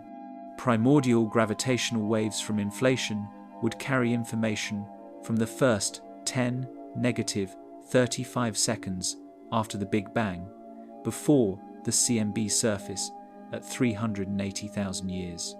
Detecting these waves would reveal the inflaton potential, the energy function driving inflation, constraining eternal inflation models, and thus the multiverse structure beyond our horizon. Different potentials predict different gravitational wave spectra. LISA's measurements would determine which inflation model is correct, telling us whether eternal inflation occurs and what types of bubble universes exist. The Cosmic Microwave Background Stage 4 experiment, CMBS-4, will deploy 500,000 detectors at ground-based observatories in Chile and Antarctica starting around 2030. This massive array will measure CMB polarization with sensitivity 10 times better than Planck, searching for the elusive primordial B-mode signature. CMBS-4 aims for tensor to scalar ratio sensitivity R equals 0.001, a factor of 36 better than current limits. Detecting B modes at this level would confirm inflation and measure its energy scale at 10, 15 to 10, 16 GeV, close to grand unified theory scales, where electromagnetic, weak, and strong forces might unify. This would provide experimental access to physics beyond the standard model, at energies unreachable by particle accelerators. The inflationary physics at this scale determines how the multiverse functions, whether eternal inflation occurs, how often bubble universes nucleate, what properties they have. The Simons Observatory, currently under construction in Chile's Atacama Plateau, will begin observations around 2024 as a pathfinder for CMBS-4. With 60,000 detectors mapping CMB polarization, it will improve on Planck's measurements while testing technologies for CMBS-4. Early results will constrain non-Gaussianity and search for bubble collision signatures more sensitively than Planck. The Hubble Space Telescope, a NASA concept, understudy for the 2030 seconds, would carry a 9-meter cryogenically cooled mirror observing mid- and far-infrared wavelengths from 3 to 300 micrometers.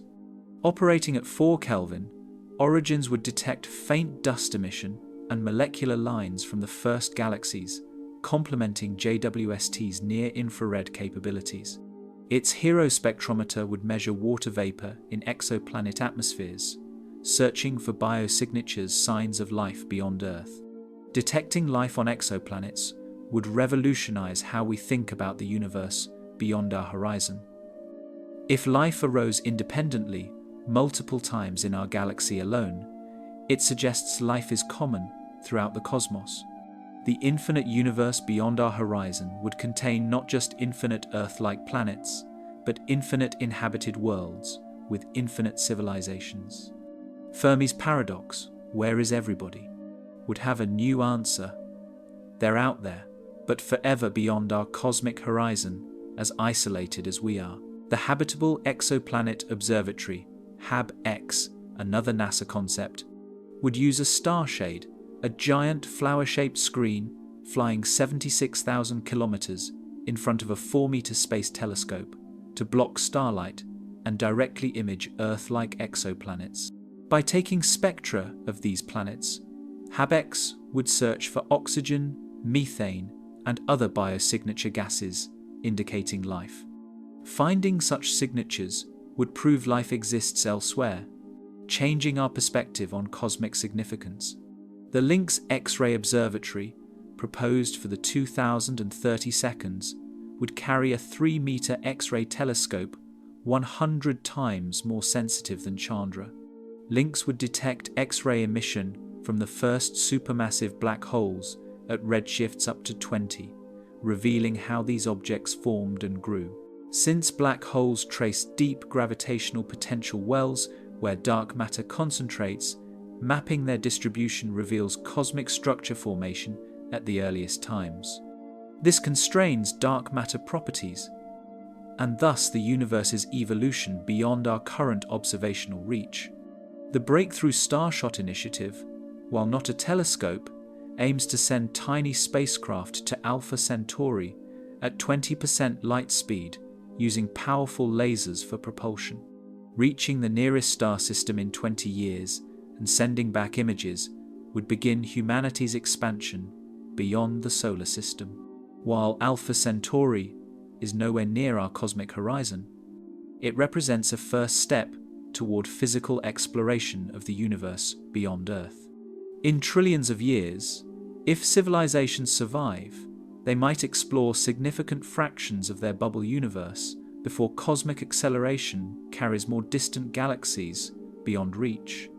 These future instruments will reveal more about the universe's structure, composition, and evolution than all previous telescopes combined. They'll detect galaxies and black holes at unprecedented redshifts, measure inflation's properties, map dark energy precisely, and possibly discover life beyond Earth.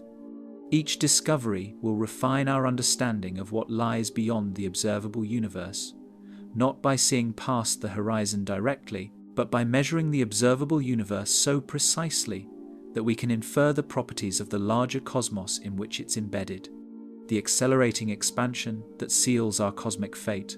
In 1998, 2 independent teams announced a discovery that would win the 2011 Nobel Prize in Physics and fundamentally change our understanding of the universe's fate. Brian Schmidt led the High Z supernova search team, while Saul Perlmutter led the Supernova Cosmology Project. Both teams measured distances to type Ia supernovae at redshifts 0.3 to 1, using these standard candles to trace cosmic expansion history. The results shocked everyone. Distant supernovae were dimmer than expected, meaning they were farther away than predictions from decelerating expansion suggested. The universe wasn't slowing down, it was speeding up. Adam Rees, a postdoc on Schmidt's team, analyzed the supernova data and recognized its significance. The expansion rate was increasing over time, accelerating under the influence of something pushing space apart. Einstein's equations allow such acceleration if the universe contains a component with negative pressure, something that pushes rather than pulls gravitationally. This mysterious component, dubbed dark energy, comprises about 68% of the universe's total energy density.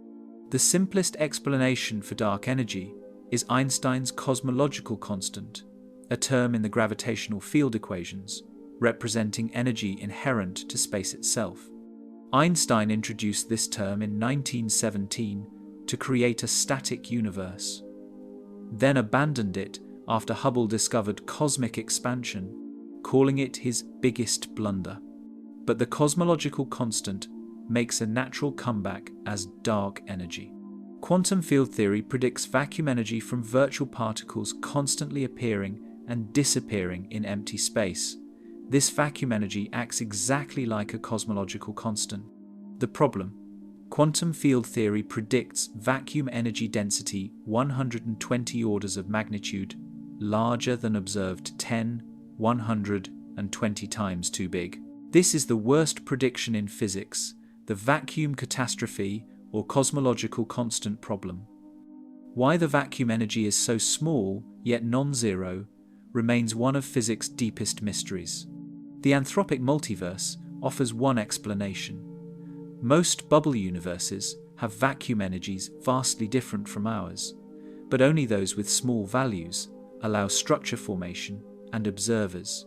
Regardless of its origin, dark energy's effect on cosmic fate is clear and dramatic. The Friedmann equations govern how the universe's scale factor evolves with time. With matter alone, gravity slows expansion, the scale factor grows, but at a decreasing rate. Eventually, expansion might halt and reverse, causing a big crunch. But with dark energy dominating, expansion accelerates indefinitely. The universe expands faster and faster forever, approaching exponential expansion in the distant future. This acceleration creates an event horizon, a boundary beyond which events can never affect us. Light emitted from beyond this horizon will never reach us, because space between us and the source expands faster than light can traverse it.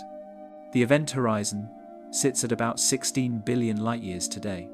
Galaxies beyond this distance are already beyond our future light cone.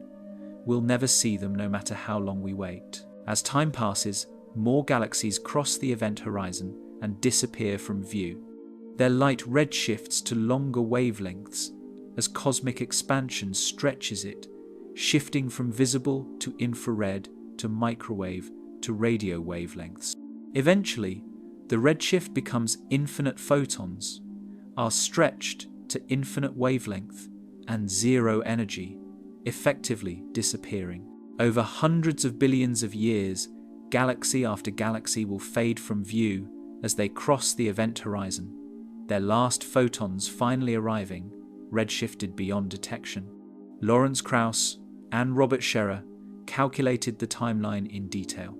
In 150 billion years, all galaxies beyond our local group, the gravitationally bound collection of the Milky Way, Andromeda, and about 50 dwarf galaxies will have receded beyond the event horizon. Future observers will see an apparently static universe containing only their local galaxy group, now merged into a single giant elliptical galaxy. The cosmic microwave background will be redshifted beyond detection. No evidence of the Big Bang will remain observable. In that far future, astronomers will measure cosmic expansion by observing galaxies in their local group and conclude there is no expansion, the universe appears static. They'll have no way to discover dark energy, inflation, or the Big Bang. All evidence for cosmology's greatest discoveries will have been erased by cosmic acceleration. We're fortunate to live in an era when evidence for the Big Bang remains observable, before acceleration hides it forever. But the story doesn't end with isolated galaxy groups. Stars burn out. The Sun will become a white dwarf in 7 billion years. Massive stars explode as supernovae or collapse to black holes. Eventually, all star formation ceases as galaxies exhaust their gas. In 100 trillion years, the last stars will fade, leaving galaxies as graveyards of white dwarfs, neutron stars, and black holes orbiting in darkness. Brown dwarfs and planets continue orbiting for a while, but gravitational interactions occasionally eject them from galaxies. Over 10-18 years, galaxies gradually disperse as their members scatter into intergalactic space. Supermassive black holes at galactic centers capture some stars, others escape to wander through the expanding void. The universe becomes a cold, dark expanse of isolated stellar remnants, separated by ever-increasing distances as cosmic expansion continues. But even stellar remnants don't last forever. Protons might be unstable, decaying with a half-life somewhere above 10-34 years, far longer than the current universe age, but finite. If protons decay, white dwarfs and neutron stars slowly evaporate as their constituent protons disintegrate, leaving behind only radiation and black holes. By 10-40 years, all normal matter may have disappeared through proton decay. Black holes themselves evaporate through Hawking radiation. Stephen Hawking showed in 1974 that quantum effects near black hole event horizons cause black holes to emit thermal radiation, slowly losing mass. A solar mass black hole takes 1067 years to evaporate. A supermassive black hole with 1 billion solar masses takes 100 years, but eventually, even the largest black holes vanish in bursts of gamma radiation. In 100 years, the last supermassive black holes evaporate. The universe contains only photons, neutrinos, electrons, and positrons, diluted to absurdly low densities by cosmic expansion and cooled to temperatures a tiny fraction above absolute zero. This is the heat death maximum entropy, thermal equilibrium, no free energy remaining for any process. The universe continues expanding and cooling toward zero temperature without bound. Or does it? Roger Penrose proposed an alternative: conformal cyclic cosmology. When the universe reaches heat death with only radiation remaining, matter and black holes long gone, the conformal structure of space-time angles and light cone structure becomes all that matters. Penrose showed this conformal structure is mathematically equivalent to the conformal structure near the Big Bang. In his model, the infinite future of one aeon becomes the Big Bang of the next aeon through a conformal rescaling. If conformal cyclic cosmology is correct, our Big Bang wasn't the beginning, but a transition from a previous aeon that reached heat death. Evidence might exist in the cosmic microwave background as circular patterns, Hawking points, marking where black holes from the previous aeon evaporated. Penrose claims to have found such patterns in Planck data, though other researchers dispute this, attributing the patterns to statistical fluctuations. Vacuum decay offers another dramatic ending. If our vacuum state isn't the true lowest energy state but a metastable false vacuum, quantum tunneling could nucleate a true vacuum bubble that expands at light speed, destroying everything in its path. Inside the bubble, physical constants differ, perhaps the electron mass is different, or forces have different strengths. This transition would be catastrophic, instantly converting all matter to new forms of matter or radiation according to the true vacuum's physics. The false vacuum might be stable for 10, 100 years or more, but quantum tunneling is inevitable given infinite time. Eventually, a bubble nucleates somewhere in our bubble universe, perhaps triggered by a high-energy event or spontaneously from quantum fluctuations. The bubble expands, and when its wall reaches us, we're destroyed and replaced by new physics. There's no warning the bubble wall travels at light speed, so we can't see it coming. Alternatively, the universe might already contain regions in different vacuum states, remnants of cosmic phase transitions. If so, the boundaries between these regions' domain walls might persist indefinitely, dividing the cosmos into domains with different physics. Beyond our horizon might lie not just more of the same, but domains where electrons are heavier, electromagnetism is stronger, or entirely unfamiliar forces operate. The ultimate cosmic fate depends on dark energy's nature. If it's truly a cosmological constant, expansion accelerates forever toward heat death. If it's quintessence, a dynamical field rolling down a potential, it might change over time, and acceleration might slow, stop, or even reverse in the distant future, leading to a big crunch. If dark energy comes from modifications to gravity, its future behavior depends on details of those modifications, with outcomes ranging from eternal expansion to catastrophic collapse.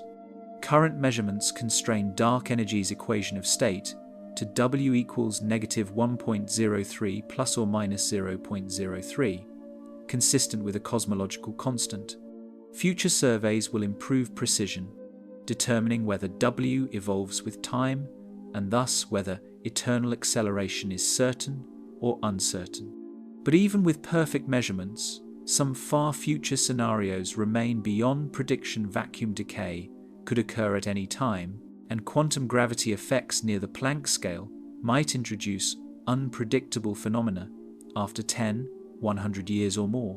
What lies beyond the cosmic edge in the far future? Isolated remnants of galaxies, separated by distances growing without bound, cooling toward absolute zero, with no contact or communication possible between them. Each remnant represents an island of causality in an ever-expanding void, sealed off from all others by cosmic acceleration. The universe becomes not just vast, but fragmented, divided into causally disconnected regions that cannot influence each other ever. The edge becomes not just a horizon we cannot see past, but a boundary we cannot cross. The dark energy equation that determines everything beyond our reach. Dark energy doesn't just accelerate cosmic expansion, it fundamentally determines what we can ever know about the universe beyond our horizon. The equation of state parameter W, defined as the ratio of dark energy's pressure to its density, controls whether the cosmic event horizon expands, contracts, or stabilizes. Current measurements place W at negative 1.03 plus or minus 0.03, tantalizingly close to negative 1, the value for a pure cosmological constant. But even tiny deviations from negative 1 would dramatically alter the universe's fate and the accessibility of distant regions. The Dark Energy Survey, operating from 2013 to 2019 at the Cerro Tololo Inter-American Observatory in Chile, mapped 300 million galaxies across 1/8 of the sky. Using 4 different measurement techniques, type Ia supernovae, baryon acoustic oscillations, galaxy clusters, and weak gravitational lensing, the survey constrained W to unprecedented precision. The combination of all four methods gave W equals negative 0.978 plus or minus 0.059, consistent with a cosmological constant, but with enough uncertainty to permit dynamic dark energy. If W equals exactly -1, dark energy is a cosmological constant, unchanging energy density filling all of space. In this scenario, the event horizon stabilizes at about 16 billion light-years. Galaxies beyond this distance are forever beyond our reach. But the boundary itself doesn't move closer. We maintain access to a fixed spherical volume of the universe, watching as galaxies within approach the boundary and eventually cross it, disappearing from view. But if W is slightly less than -1, say W equals -1.1, dark energy is phantom energy. Its density increases over time as space expands. This violates the weak energy condition, a fundamental assumption in general relativity, and leads to catastrophic consequences. Phantom energy causes super-accelerated expansion that tears apart bound structures. First, galaxy clusters unbind as expansion overcomes their gravity. Then galaxies themselves disintegrate as expansion rips apart gravitationally bound stars. Eventually, solar systems unbind, planets separate from their stars, then planets themselves break apart. In the final moments, atoms disintegrate, and even atomic nuclei split as expansion tears apart strong nuclear forces. This big rip occurs at a finite time in the future, calculated to be about 22 billion years from now if W equals -1.5. Robert Caldwell at Dartmouth College, Mark Kamienkowski at Johns Hopkins, and Nevin Weinberg at MIT calculated the Big Rip timeline in 2003. They showed that as the Big Rip approaches, the event horizon doesn't stabilize but shrinks. Regions previously accessible move beyond our reach as the horizon contracts. In the final year before the Big Rip, the horizon shrinks to the size of our galaxy. In the final months, it contracts to encompass only the local stellar neighborhood. In the final minutes, it shrinks to the size of the solar system, then to Earth's orbit, then to Earth itself, before the universe tears apart. Conversely, if W is greater than -1, say W equals -0.9, dark energy is quintessence, a dynamical field rolling down a potential energy curve. Unlike phantom energy, quintessence density decreases as the universe expands, though it decreases more slowly than matter density. If quintessence continues weakening, cosmic acceleration might eventually slow or even reverse. The event horizon would expand, giving us access to more of the universe over time rather than less. Different quintessence models predict different futures. Tracking quintessence has W slowly approaching -1 from above as the field rolls toward the minimum of its potential. Freezing quintessence has W slowly moving away from -1. Thawing quintessence has W approximately constant now, but evolving more rapidly in the future as the field's kinetic energy becomes comparable to its potential energy. Each scenario produces different observable signatures in how dark energy density changes with redshift. The Hubble Telescope Dark Energy Experiment, HET-DEX, is measuring the expansion history by mapping the 3D positions of over 1 million Lyman alpha emitting galaxies at redshifts 1.9 to 3.5. These galaxies trace baryon acoustic oscillations, characteristic length scales, imprinted by sound waves in the early universe, providing standard rulers to measure cosmic expansion. By comparing the expansion rate at different epochs, HET-DEX will determine whether dark energy density is truly constant or evolves with time. The expansion rate at any epoch depends on the Hubble parameter Hz, which varies with redshift z according to the Friedmann equation. For a cosmological constant, Hz follows a specific functional form determined by matter density and dark energy density. For quintessence, Hades deviates from this form in ways that depend on the quintessence potential. Measuring Hades at multiple redshifts maps out the quintessence potential, revealing the fundamental physics of dark energy. Euclid, a European Space Agency mission launched in July 2023, is conducting the largest weak gravitational lensing survey ever attempted. Weak lensing the subtle distortion of galaxy shapes by intervening matter traces dark matter distribution across cosmic history. Because dark energy affects how dark matter structures grow, weak lensing measurements constrain dark energy properties. Euclid will measure the shapes of 1.5 billion galaxies out to redshift 2, determining how structure growth rate evolved over the past 10 billion years. The structure growth rate depends on dark energy's equation of state. A cosmological constant produces a specific growth rate. Quintessence produces slower growth if W is greater than -1, or faster growth if W is less than -1. By measuring the growth rate precisely at multiple epochs, Euclid will determine WEDS, how the equation of state parameter evolves with redshift constraining quintessence models and distinguishing them from a cosmological constant. Modified gravity theories offer alternatives to dark energy. Instead of adding a new energy component to Einstein's equations, these theories modify the equations themselves. In FR gravity, the Einstein-Hilbert action is generalized by replacing the Ricci scalar r with an arbitrary function fr. Different functions produce different expansion histories that can mimic dark energy. In Galilean theories, scalar fields with specific derivative couplings modify gravity on cosmological scales while preserving solar system tests. In massive gravity theories, the graviton has a tiny mass, altering gravity's behavior at large distances. These modified gravity theories make distinct predictions about what lies beyond our cosmic horizon. If gravity is modified, the relationship between expansion history and matter content changes. A universe that appears to contain dark energy might actually contain only matter and modified gravity.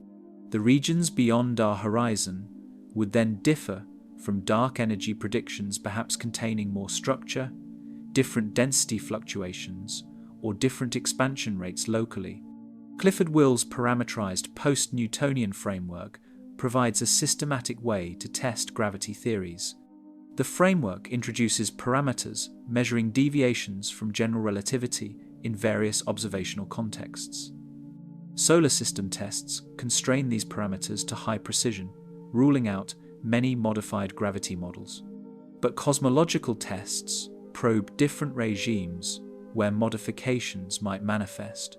Combining solar system, binary pulsar, gravitational wave, and cosmological tests creates a web of constraints that few modified gravity theories survive. Gravitational waves from LIGO and Virgo provide new tests of dark energy and modified gravity. The event GW170817, a neutron star merger detected in August 2017, produced both gravitational waves and electromagnetic emission observed by telescopes worldwide. The near-simultaneous arrival of gravitational and electromagnetic signals, differing by only 1.7 seconds over a 130 million light-year journey, constrained the speed of gravitational waves to equal the speed of light to within 1 part in 10^15. This measurement ruled out entire classes of dark energy and modified gravity theories that predicted differing gravitational and light speeds. The future detection of gravitational waves from cosmological sources, perhaps from phase transitions in the early universe or from cosmic strings, would probe dark energy at high redshifts. The propagation of gravitational waves through the expanding universe depends on dark energy's properties. Measuring how gravitational wave frequency shifts with redshift would independently determine dark energy's equation of state, providing a check on electromagnetic measurements. What does the precise value of W mean for what lies beyond our reach? If W equals -1 exactly, a fixed spherical region remains forever accessible. But everything beyond the current event horizon at 16 billion light-years is permanently lost.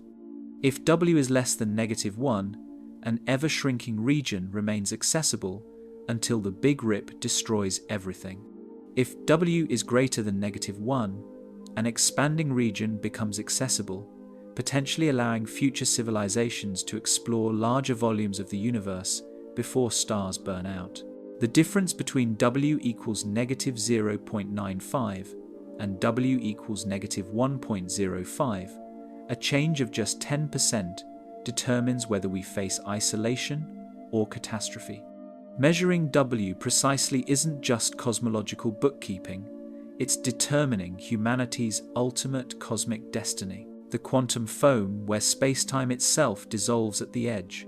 At scales smaller than 10, -35 meters, and time intervals shorter than 10, -43 seconds, space-time, as we understand it, ceases to exist. This is the Planck scale, where quantum effects of gravity become dominant and the smooth fabric of space-time predicted by general relativity dissolves into a seething quantum foam.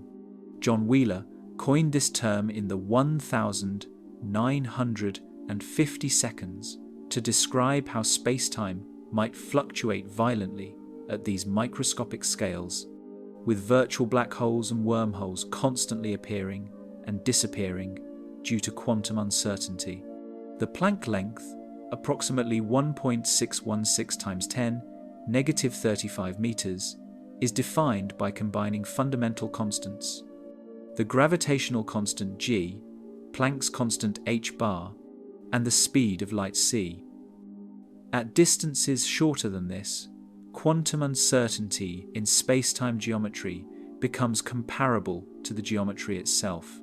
You cannot meaningfully ask about the precise shape or curvature of space-time at sub-Planck scales, because quantum fluctuations dominate. Similarly, the Planck time, about 5.391 times 10, -44 seconds, represents the shortest meaningful time interval. These aren't just theoretical curiosities, they represent fundamental limits on knowledge.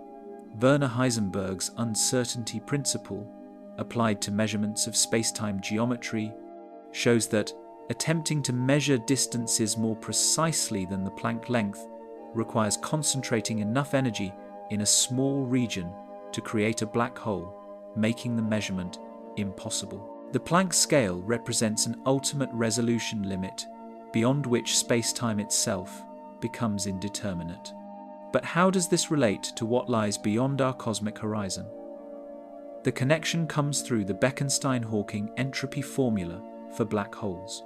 Jacob Bekenstein proposed in 1973, and Stephen Hawking confirmed in 1974, that a black hole's entropy equals 1/4 of its event horizon area measured in Planck units. A black hole with an event horizon area of 1 square meter has entropy approximately 1069, a staggeringly large number, indicating the black hole can exist in 1069 different quantum states. This formula implies that information content the number of bits needed to completely specify a region's quantum state scales with the region's boundary area, not its volume. This is counterintuitive. We expect information content to scale with volume because we think of information as distributed throughout three-dimensional space. But the Bekenstein-Hawking formula suggests information is actually stored on surfaces, not in volumes. This observation led to the holographic principle, which we'll explore in depth in a later chapter. For our cosmic horizon, the same physics applies. The cosmic event horizon at 16 billion light-years has a surface area of about 10,104 square meters. Dividing by the Planck area gives approximately 10,123 bits of information. This is the maximum information content of everything within our cosmic horizon, every particle, field, and quantum state in our observable universe can be encoded in 10, 123 bits. This number, while enormous, is finite. The observable universe contains finite information. This has profound implications for what lies beyond. If our cosmic horizon contains finite information, and if regions beyond the horizon also contain finite information per bounded region, then the entire universe, even if spatially infinite, consists of infinite repetitions of finite information patterns. This returns us to the infinite copies argument, but now grounded in quantum information theory rather than classical probability. There are only finitely many distinct quantum states possible within a horizon volume, so infinite space must contain infinitely many identical regions. But quantum foam introduces additional complexity. At the Planck scale, space-time fluctuates. These fluctuations might affect what we observe near our cosmic horizon. Raphael Sorkin at Perimeter Institute has argued that space-time might not be continuous, but discrete, composed of discrete atoms of space-time at the Planck scale. In this causal set theory, space-time is a partially ordered set of points with causal relations between them. Counting the number of these points in a region gives its volume. Counting points in a surface gives its area. If space-time is discrete, the cosmic horizon isn't a smooth surface, but a jagged boundary composed of Planck-scale chunks. The exact position of the horizon fluctuates by about 1 Planck length due to quantum uncertainty. For human-scale observations, this fluctuation is utterly negligible. 1 Planck length is 10⁻35 meters, far smaller than any measurable distance. But philosophically, it means the boundary between observable and unobservable isn't sharp but fuzzy, defined only probabilistically. Loop quantum gravity, developed by Abhay Ashtekar, Carlo Rovelli, and Lee Smolin, provides another framework for understanding space-time at the Planck scale. In this theory, space is woven from quantized loops, one-dimensional curves carrying quantized areas and volumes. The loops form networks whose connectivity defines spatial geometry. At large scales, these networks approximate smooth spacetime. At Planck scales, the discrete structure manifests, with space being granular rather than continuous. In loop quantum gravity, the Big Bang singularity is replaced by a quantum bounce. When the universe contracts towards zero size in the past, quantum effects of gravity become important, preventing infinite density. Instead of a singularity, there's a smooth transition through a minimum size to an expanding phase, our current universe. If true, this means the Big Bang wasn't the beginning, but a bounce from a previous contracting phase. What we call the observable universe might be just one cycle in an eternal series of expansions and contractions. This changes what lies beyond our horizon. If the universe underwent a quantum bounce, the pre-bounce universe might have left imprints on the cosmic microwave background specific patterns in temperature fluctuations that encode information about the contracting phase. Abhay Ashtekar and colleagues have calculated these signatures and searched for them in Planck data. Results are inconclusive. Some features match predictions, but statistical significance is marginal. Future CMB experiments with better sensitivity might find definitive evidence. String theory suggests the Planck scale is where strings one-dimensional extended objects about 10⁻35 meters long become important. At energies corresponding to the Planck scale, about 10⁻19 GeV, particles behave not as points but as vibrating strings. Different vibration modes correspond to different particles. The theory requires extra dimensions beyond the familiar 3 of space and 1 of time, with these extra dimensions compactified at the Planck scale. The cosmic horizon's relationship to string theory is subtle. If extra dimensions exist, do they extend beyond our horizon? Or does the horizon bound only the familiar 4 dimensions, with extra dimensions penetrating the boundary? Edward Witten, at the Institute for Advanced Study, has suggested that in some string theory formulations, our universe is a brane, a three-dimensional hypersurface embedded in higher dimensional space. The observable universe lies within one brane, but other branes might exist parallel to ours in the extra dimensions, literally beyond our universe in directions we cannot access. Quantum entanglement across the cosmic horizon raises additional puzzles. Mark van Ramsdonk at the University of British Columbia has argued that quantum entanglement is what stitches space-time together, that the geometry of space-time emerges from patterns of entanglement between quantum degrees of freedom. If true, the cosmic horizon represents not just a boundary of observability, but a place where entanglement structure changes. Regions beyond the horizon are entangled with our region in specific ways determined by the geometry of the larger universe. Juan Maldaceno's ER equals EPR conjecture, proposed in 2013, suggests that quantum entanglement between distant regions is equivalent to those regions being connected by wormholes, Einstein-Rosen bridges in general relativity. If correct, every pair of entangled particles is connected by a microscopic wormhole at the Planck scale. This would mean space-time, at the smallest scales, is riddled with wormholes connecting distant locations, some of which might connect our observable universe to regions beyond the horizon through quantum foam. The firewall paradox, proposed by Ahmed Almheri, Donald Marolf, Joseph Polchinski, and James Sully in 2012, questions what happens at horizons. For black holes, they argued that either information is destroyed, violating quantum mechanics, or the event horizon contains a firewall of high-energy particles that destroys in falling observers, violating the equivalence principle. The same paradox might apply to cosmic event horizons. Do observers who somehow cross our cosmic horizon encounter a firewall, or does something else occur that we don't yet understand?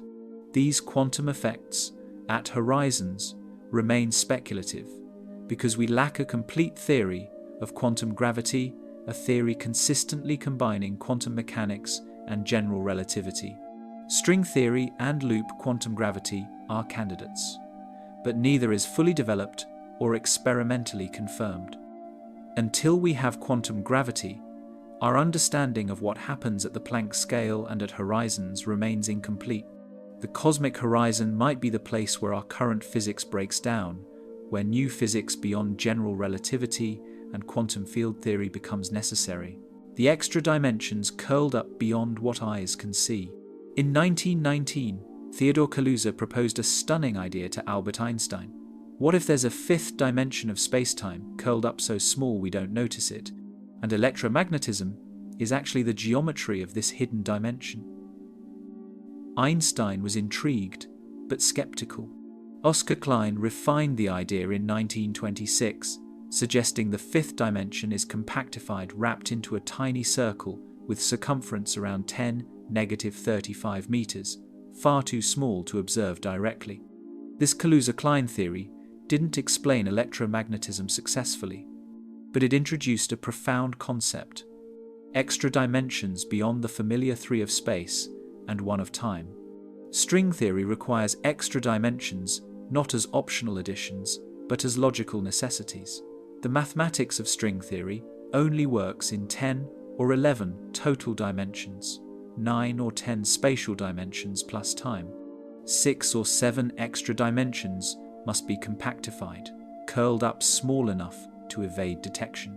Different compactification schemes produce different low-energy physics, creating the landscape of 10,500 possible vacuum states discussed earlier.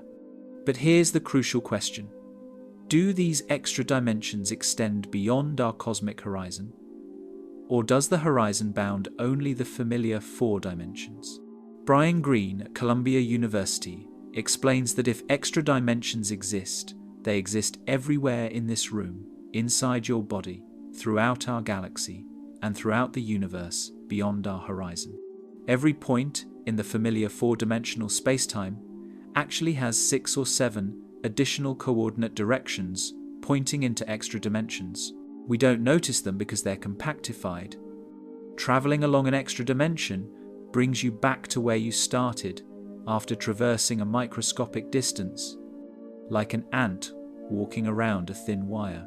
The Planck satellite's measurements of the cosmic microwave background constrain the size of extra dimensions. If compactification radii were large, say, a millimeter, we'd observe deviations from inverse square law gravity at millimeter scales.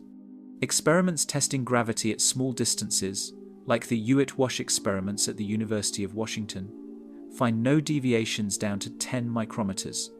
This constrains extra dimensions to be smaller than 10 micrometers if gravity propagates through them. For other types of compactifications, where only certain fields access extra dimensions, constraints are weaker.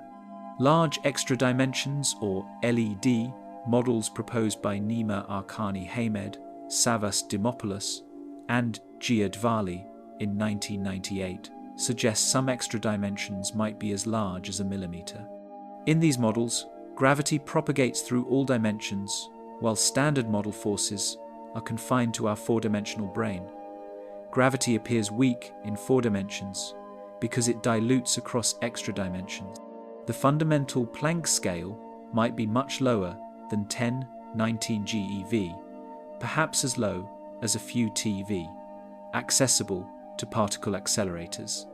The Large Hadron Collider searched for signatures of large extra dimensions, microscopic black holes, or graviton emission into extra dimensions, but found none, constraining the models.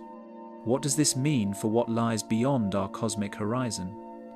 If extra dimensions exist and have finite size, they're the same everywhere, including beyond the horizon.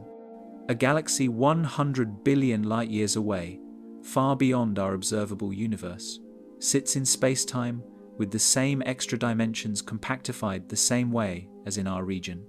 The extra dimensions don't stop at our horizon, they extend throughout the larger universe. But different regions might have different compactifications. During the Big Bang, or more precisely during reheating after inflation, the extra dimensions could have compactified differently in different locations. In our bubble universe, they compactified one way, giving us our observed particle physics. In other bubble universes beyond our horizon, they might have compactified differently, producing different physics. This variation in compactification across the landscape creates the multiverse of bubble universes with different laws. Brainworld scenarios offer another perspective. Introduced by Lisa Randall and Rayman Sundram in 1999, these models place our universe on a 3-dimensional brain embedded in higher dimensional space called the bulk. Extra dimensions aren't compactified but infinite, with our brain floating in this higher dimensional sea. Gravity propagates through the bulk, while standard model particles are confined to the brain. This explains gravity's weakness. Gravitational force dilutes into the bulk, making it appear weak on our brain. In brainworld models, other brains might exist parallel to ours, separated in the extra dimensions. These parallel brains would be invisible to us because light doesn't leave our brain, it's confined to our 3 spatial dimensions. But gravity does propagate through the bulk, so parallel brains gravitationally influence ours.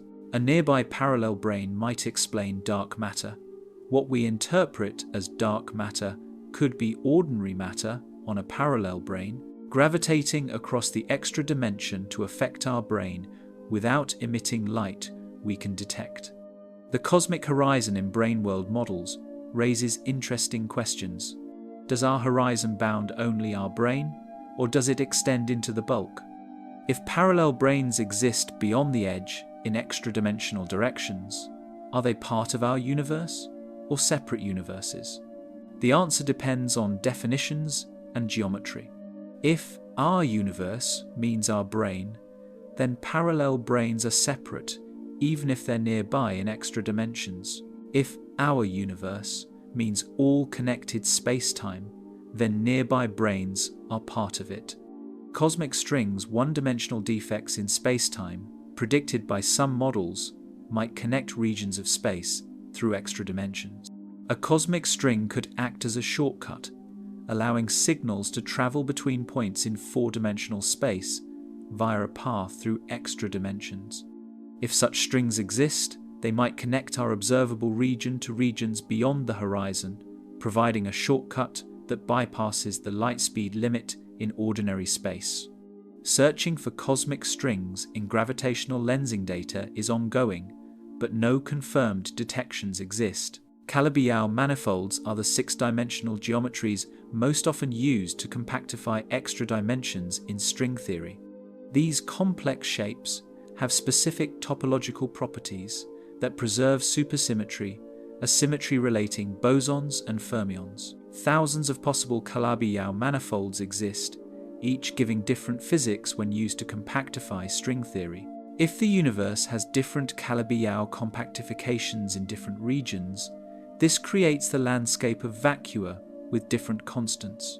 The size and shape of the Calabi-Yau manifold determines particle masses and coupling constants. A manifold with certain cycles having specific sizes produces an electron with mass 0.511 MeV and fine structure constant 1/137. A slightly different Calabi-Yau gives different values. Regions beyond our horizon might have different sized Calabi-Yau manifolds, producing different physics. Travel between such regions, if it were possible, would mean encountering places where electrons are heavier or electromagnetism is stronger. Michael Dine and Nathan Seiberg at the Institute for Advanced Study have argued that stabilizing the extra dimensions, keeping them at a fixed size, requires specific energy configurations in string theory. These configurations involve fluxes, generalized electromagnetic fields, threading through cycles of the Calabi-Yau manifold. Different flux configurations give different vacuum energies, and thus different cosmological constants. This KKLT mechanism, named after Kakru, Kalosh, Linde, and Trivedi, who proposed it in 2003, explains how string theory produces the landscape of vacua. If KKLT is correct, the vacuum energy, dark energy, depends on which flux configuration threads through the extra dimensions. Regions beyond our horizon might have different flux configurations and thus different dark energy densities. This provides a mechanism for the multiverse to explore different vacuum energies, explaining anthropically why we observe the particular small value we do. Most regions have much larger values, incompatible with structure formation. Experimental tests of extra dimensions remain indirect. The LHC has found no evidence for supersymmetry, microscopic black holes, or graviton emission into extra dimensions. This doesn't rule out extra dimensions, but constrains them. If they exist, they're smaller than about 10⁻19 meters for compactified dimensions accessible to gravity, or the Planck scale is higher than hoped in LED models. Future colliders with higher energies, the proposed Future Circular Collider at CERN or the International Linear Collider, might find signatures of extra dimensions if they're accessible. Gravitational waves offer another test. If extra dimensions are large, gravitons can escape into them, carrying away energy from sources like black hole mergers. This would make gravitational wave signals weaken faster with distance than general relativity predicts. LIGO and Virgo's observations match general relativity's predictions, constraining extra dimensions. Future gravitational wave observatories, LISA in space, Einstein telescope on the ground, will improve these constraints by detecting waves from more distant sources. What lies beyond our cosmic horizon in extra dimensions? The same extra dimensions we have here, presumably compactified the same way locally, but possibly differently, at enormous distances corresponding to different bubble universes. We cannot access these dimensions directly, they're too small, or we're confined to our brain. But their existence shapes the physics we observe, and potentially explains why our universe has the properties it does. The edge of the observable universe isn't just a boundary in 4 dimensions, but in 10 or 11 dimensions, with most of those dimensions curled up too tightly to see. The holographic universe, where reality is a projection from the boundary. In 1993, Gerard 't Hooft proposed something that sounds like science fiction. The 3-dimensional universe we experience might actually be a hologram, a 2-dimensional information structure projected from a distant boundary surface. Leonard Susskind independently developed similar ideas, and together they formulated the holographic principle. This principle states that all information contained in a volume of space can be described by information on that volume's boundary, with the maximum information proportional to the boundary's area rather than the volume. The inspiration came from black hole thermodynamics. The Bekenstein-Hawking entropy formula, discussed earlier, shows that a black hole's entropy, its information content, equals its horizon area divided by 4 times the Planck area. This is strange. Entropy usually counts the number of microscopic states a system can be in, and for ordinary matter, this number scales with volume. A box twice as large contains twice as many particles and has twice as much entropy. But for black holes, entropy scales with surface area, not volume. This suggests that the information falling into a black hole isn't truly stored in the 3-dimensional interior, but encoded on the 2-dimensional event horizon surface. Stephen Hawking's information paradox makes this urgent. When black holes evaporate via Hawking radiation, where does the information about what fell in go? If it's stored on the horizon, it can escape with Hawking radiation. If it's in the interior, it's lost when the singularity evaporates, apparently violating quantum mechanics. Susskind and Hooft realized this might apply more broadly. If a black hole's interior can be described by information on its horizon, perhaps any region of space can be described by information on its boundary. For the observable universe, this boundary is our cosmic horizon, the sphere 46.5 billion light-years away, marking the edge of what we can see. The holographic principle suggests that everything within our observable universe, all particles and fields, can be encoded in information on this distant 2-dimensional surface. The mathematics supporting this comes from gauge gravity duality, discovered by Juan Maldacena in 1997. Maldacena showed that certain quantum field theories in d dimensions are equivalent to string theories in d+1 dimensional curved spacetime, specifically anti-de Sitter AdS space. This AdS-CFT correspondence provides a concrete realization of holography, a conformal field theory, CFT, living on the boundary of AdS space, describes gravity and matter in the interior AdS space. AdS space has a boundary at spatial infinity where the gravitational potential goes to 0. The conformal field theory lives on this boundary, which has 1 fewer spatial dimension than the interior. Everything happening in the interior, particles moving, black holes forming, space-time curvature, corresponds to quantum field theory processes on the boundary. The interior is emergent from the boundary theory.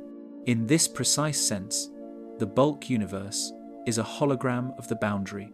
Our universe isn't AdS de Sitter or nearly de Sitter, meaning it has positive cosmological constant and accelerating expansion. Whether holography applies to de Sitter space remains an open question. Andrew Strominger and others have worked on ds-CFT correspondence, a holographic description of de Sitter space, but it's less well understood than AdS-CFT. If ds-CFT exists, our observable universe would be holographically encoded on our cosmic horizon, the boundary of our de Sitter patch. This has radical implications for what lies beyond the horizon. If our observable universe is a hologram, what's beyond the boundary? In AdS-CFT, the interior is everything. There's nothing beyond the AdS space. But for our universe, the cosmic horizon isn't a physical boundary, but an observational limit. Space continues beyond it. So what does holography mean in this context? One interpretation Each observer has their own holographic description tied to their own cosmic horizon. An observer in a galaxy 100 billion light-years from Earth has a different cosmic horizon centered on them, encoding a different observable universe holographically. The holographic description isn't unique but observer-dependent. Multiple overlapping holographic descriptions cover the entire universe, each valid for a particular observer's accessible region. Raphael Bousso at Berkeley formalized this with the covariant entropy bound. The entropy passing through any light sheet a surface traced out by light rays is bounded by the area of that light sheet divided by 4 times the Planck area. This generalizes the Bekenstein-Hawking formula to arbitrary regions and observers.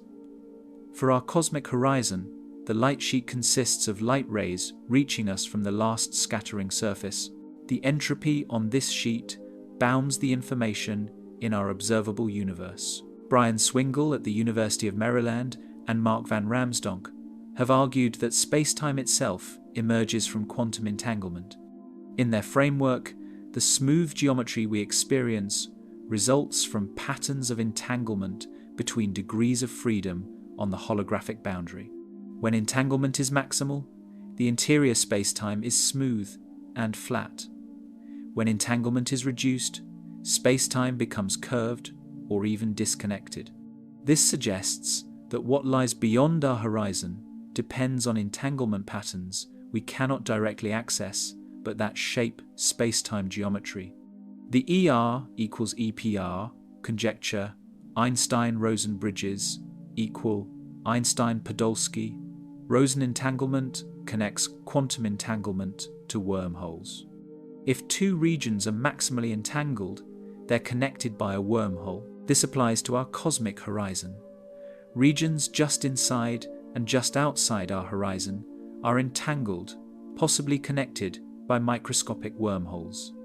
This entanglement structure determines the geometry near the horizon and potentially allows information transfer between regions that seem causally disconnected. Holography makes specific predictions about information capacity. The observable universe has a horizon area of about 10^123 Planck areas, implying maximum entropy 10^123. This is the total information capacity of everything we can see. Estimates of actual matter entropy in the observable universe give about 10^103, dominated by supermassive black holes. The remaining capacity 10^123 minus 10^103 represents room for more information, more structure, more complexity before reaching the holographic bound. What happens when a region approaches its holographic bound? Black hole formation. When too much information gets packed into a region, the region's entropy approaches its boundary area divided by 4 times the Planck area. At this point, the region collapses into a black hole, preventing further information increase. The holographic bound is thus enforced by gravity itself. Regions that would violate the bound instead form horizons, hiding the excess information behind event horizons. For the observable universe as a whole, we're far from the holographic bound.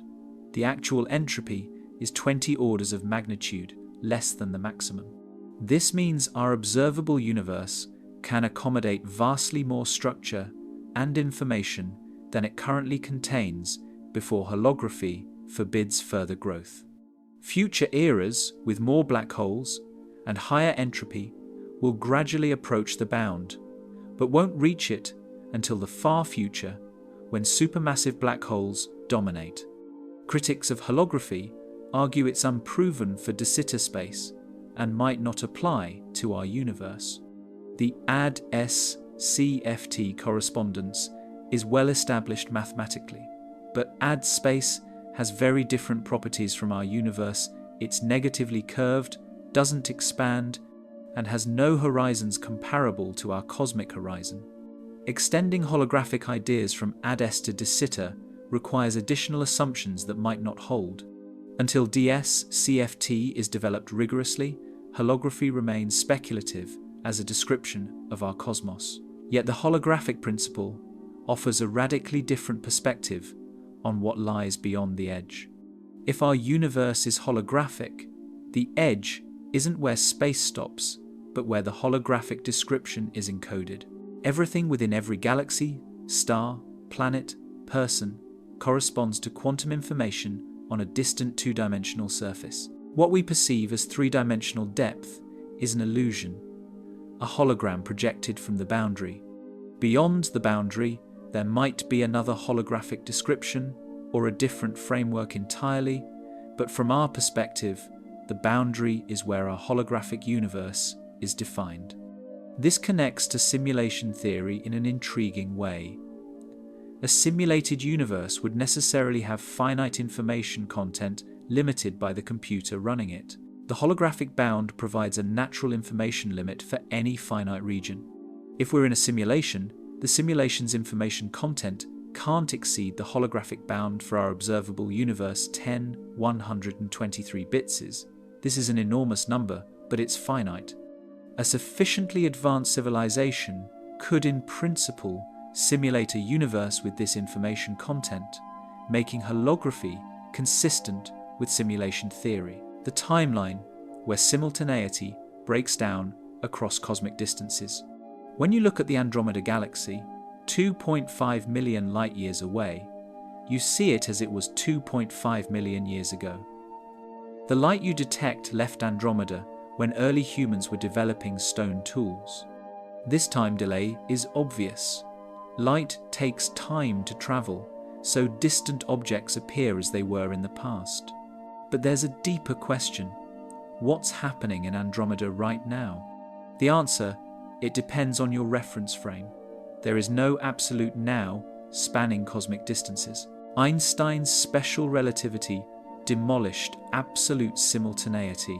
Two events that appear simultaneous to one observer occur at different times according to another observer moving relative to the first. The faster the relative velocity, the larger the disagreement about simultaneity. This relativity of simultaneity is built into space-time's structure. The universe doesn't have a universal present moment. Each observer carries their own definition of now that differs from others' definitions. For everyday velocities, these differences are tiny. Two observers on Earth moving at highway speeds relative to each other disagree about simultaneity by microseconds for events thousands of kilometers apart, negligible for practical purposes. But across cosmic distances, the effects become substantial. An observer moving at 1,000 kilometers per second, a typical galaxy velocity, disagrees about simultaneity by millions of years for events billions of light-years away. Brian Greene illustrated this with a striking example in The Fabric of the Cosmos.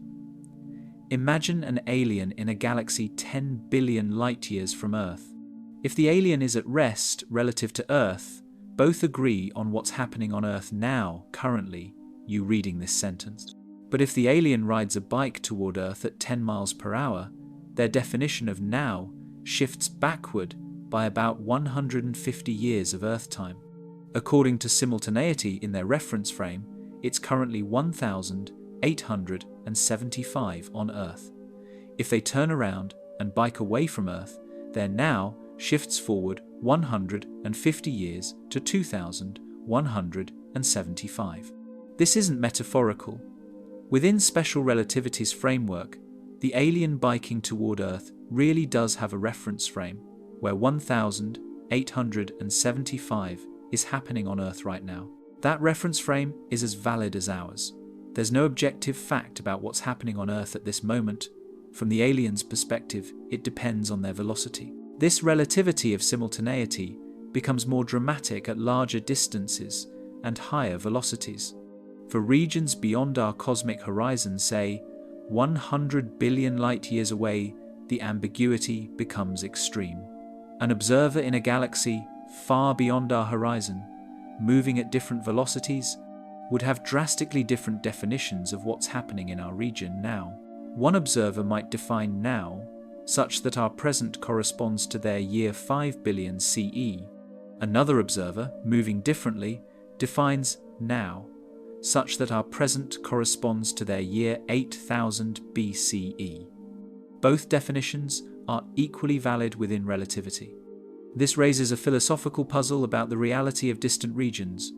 If there's no objective fact about what's happening beyond our horizon right now, in what sense do those regions exist? Are they real if we can't agree on their current state?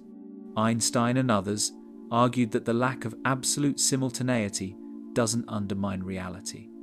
It just shows that reality is the four-dimensional space-time continuum, not a sequence of three-dimensional snapshots. What's real is the entire space-time, with all events laid out in a four-dimensional structure. In general relativity, this gets more complicated. The expanding universe has a preferred reference frame, the frame at rest relative to the cosmic microwave background. The CMB defines a nearly perfect rest frame because it's nearly isotropic, the same temperature in all directions, only when you're at rest relative to it. If you're moving, you see the CMB Doppler shifted, hotter in the direction you're moving, cooler in the opposite direction. By measuring this dipole and adjusting your velocity to minimize it, you can determine the CMB rest frame. The Planck satellite measured our motion relative to the CMB rest frame at 369 kilometers per second toward the constellation Leo.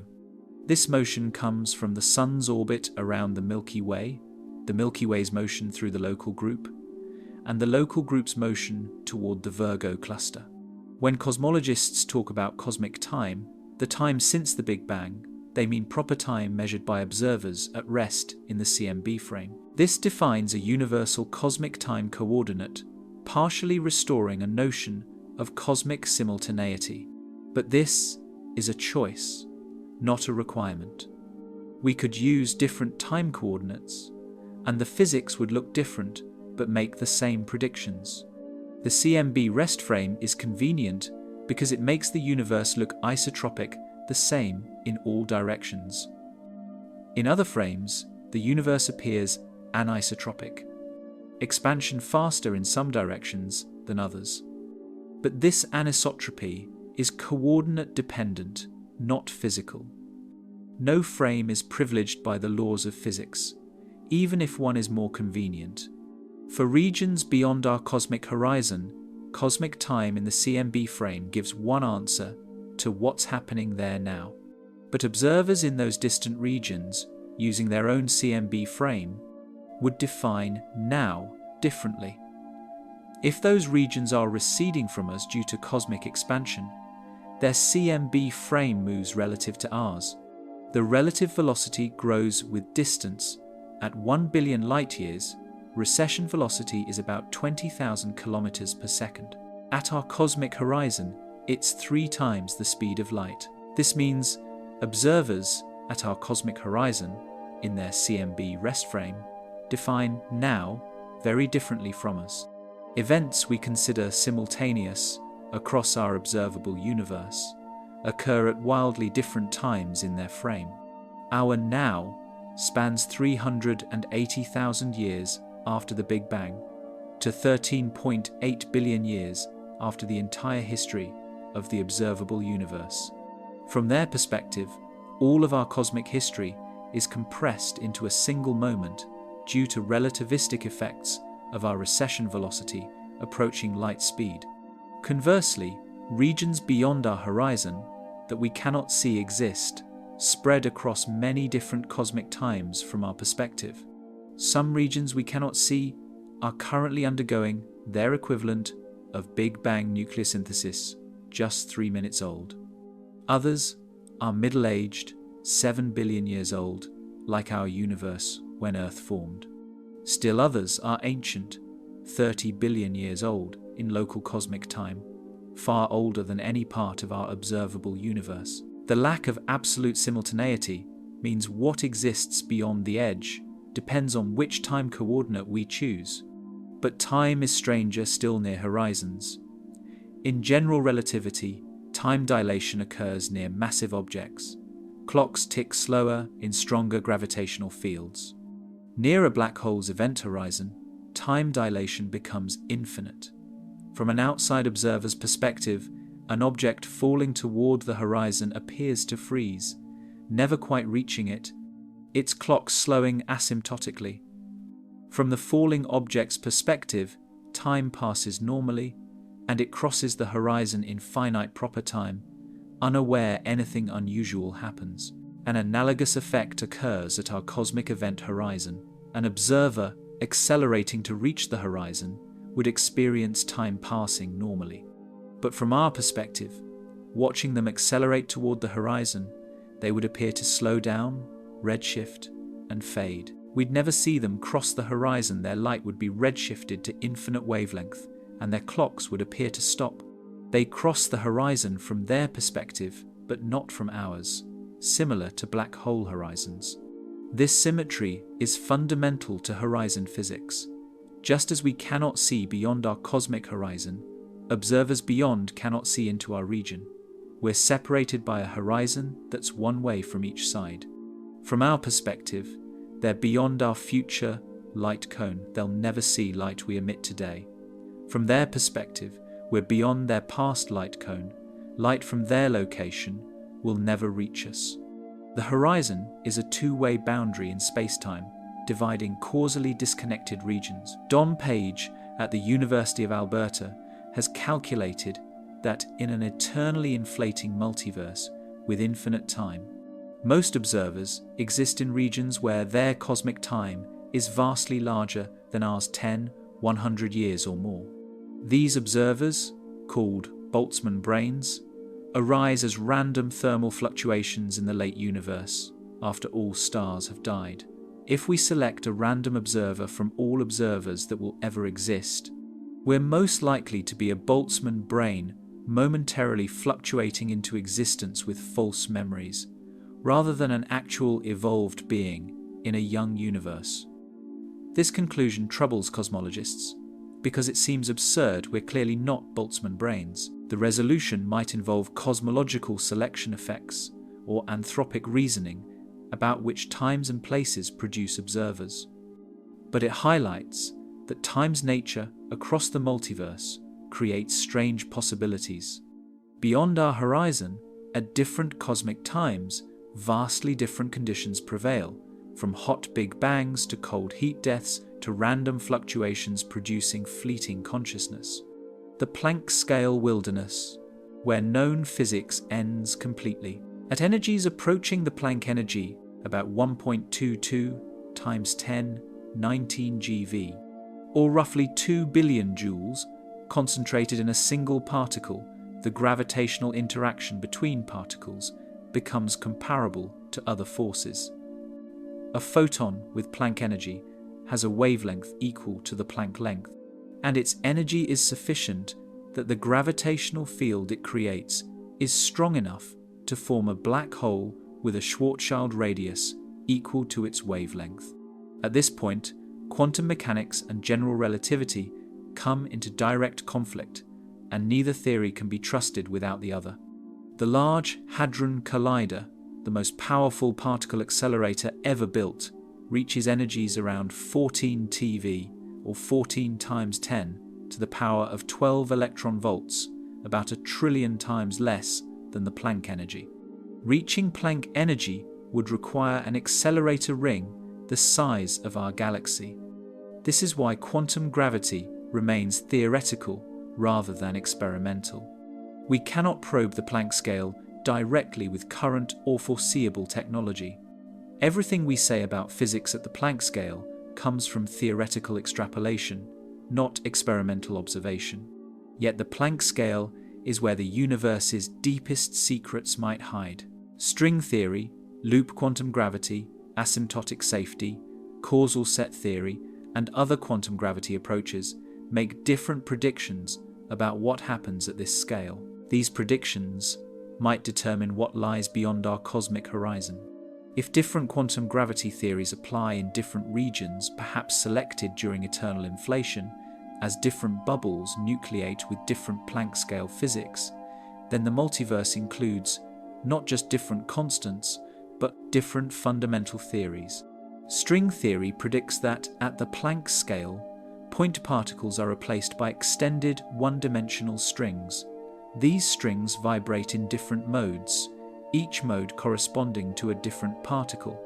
The electron is one vibration mode, the photon another, the graviton yet another. At energies below the string scale, the strings appear point-like because their spatial extent is too small to resolve. But at Planck scale energies, stringy effects become important, potentially resolving singularities and ultraviolet divergences that plague quantum field theory. The string coupling constant determines how strongly strings interact, how often they split and join. At weak coupling, string theory is perturbative. We can calculate interactions as a series of diagrams like Feynman diagrams, with each successive term smaller than the previous. At strong coupling, the series diverges and perturbative methods fail. But dualities connect weakly coupled string theory in one description to strongly coupled string theory in another description, allowing calculations at all coupling strengths. These dualities also relate strings to branes higher dimensional extended objects. D-branes are dynamical surfaces where strings can end. A D0 brane is a point, a D1 brane is a string-like object, a D2 brane is a membrane, and so on. In some descriptions, our universe is a D3 brane, a three-dimensional hypersurface in higher dimensional space.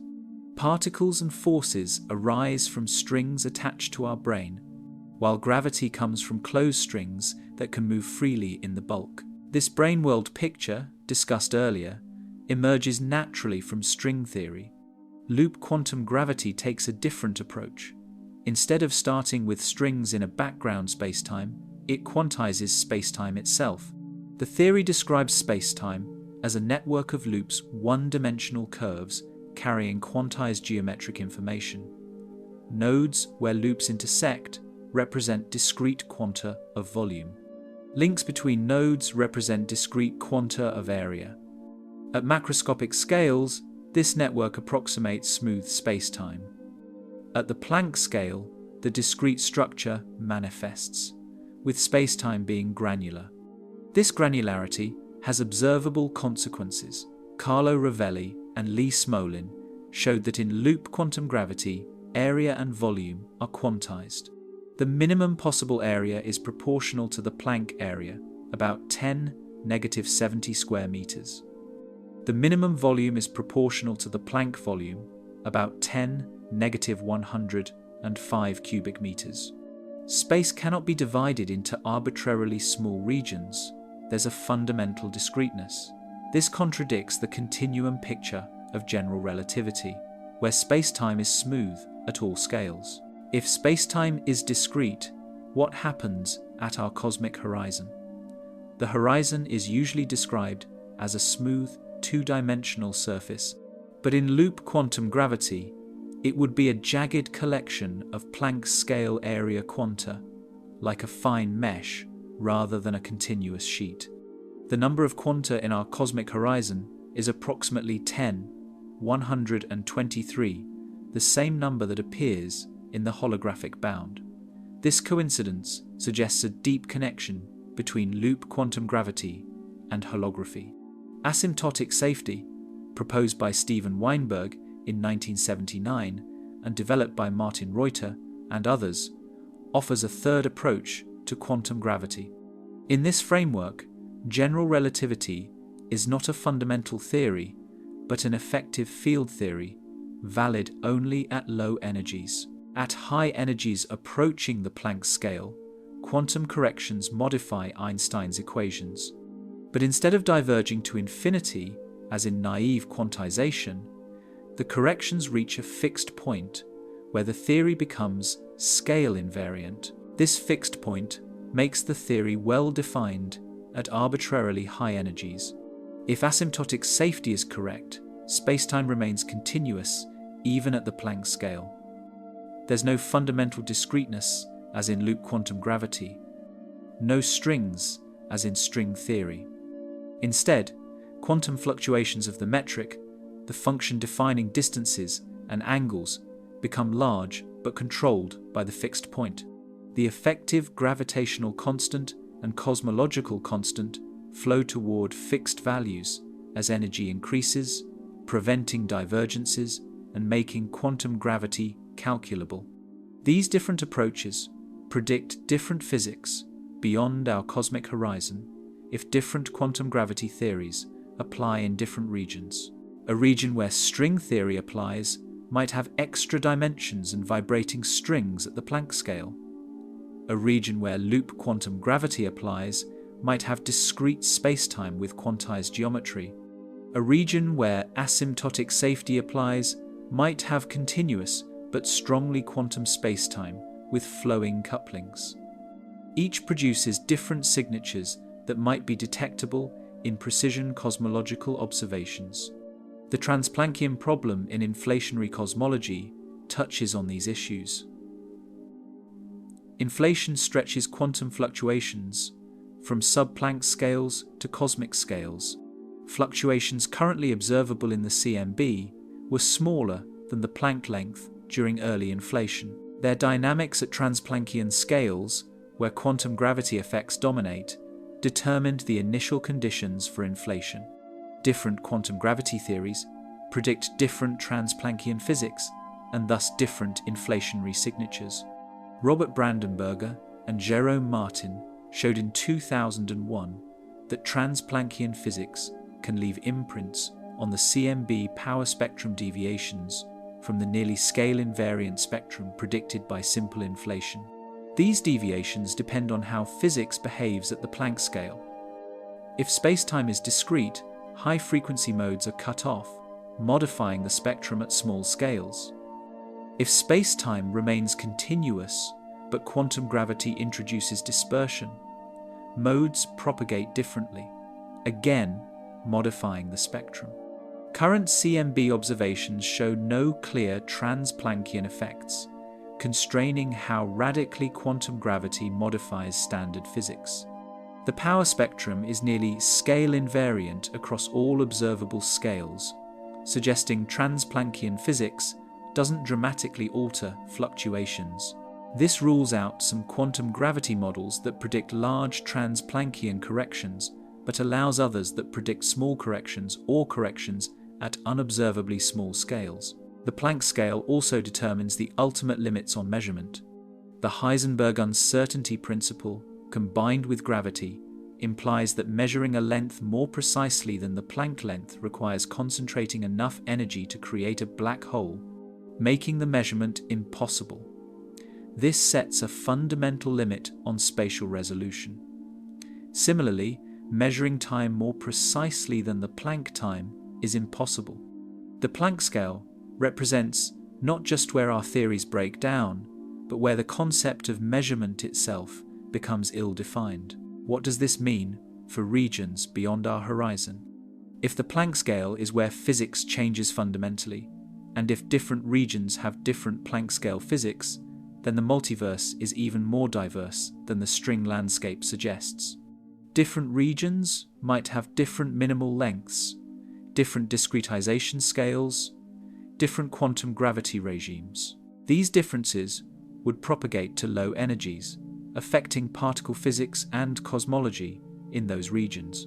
Sabine Hossenfelder at the Frankfurt Institute for Advanced Studies has argued that Planck scale modifications to special relativity introducing minimal length or modified dispersion relations could have observable effects in precision tests.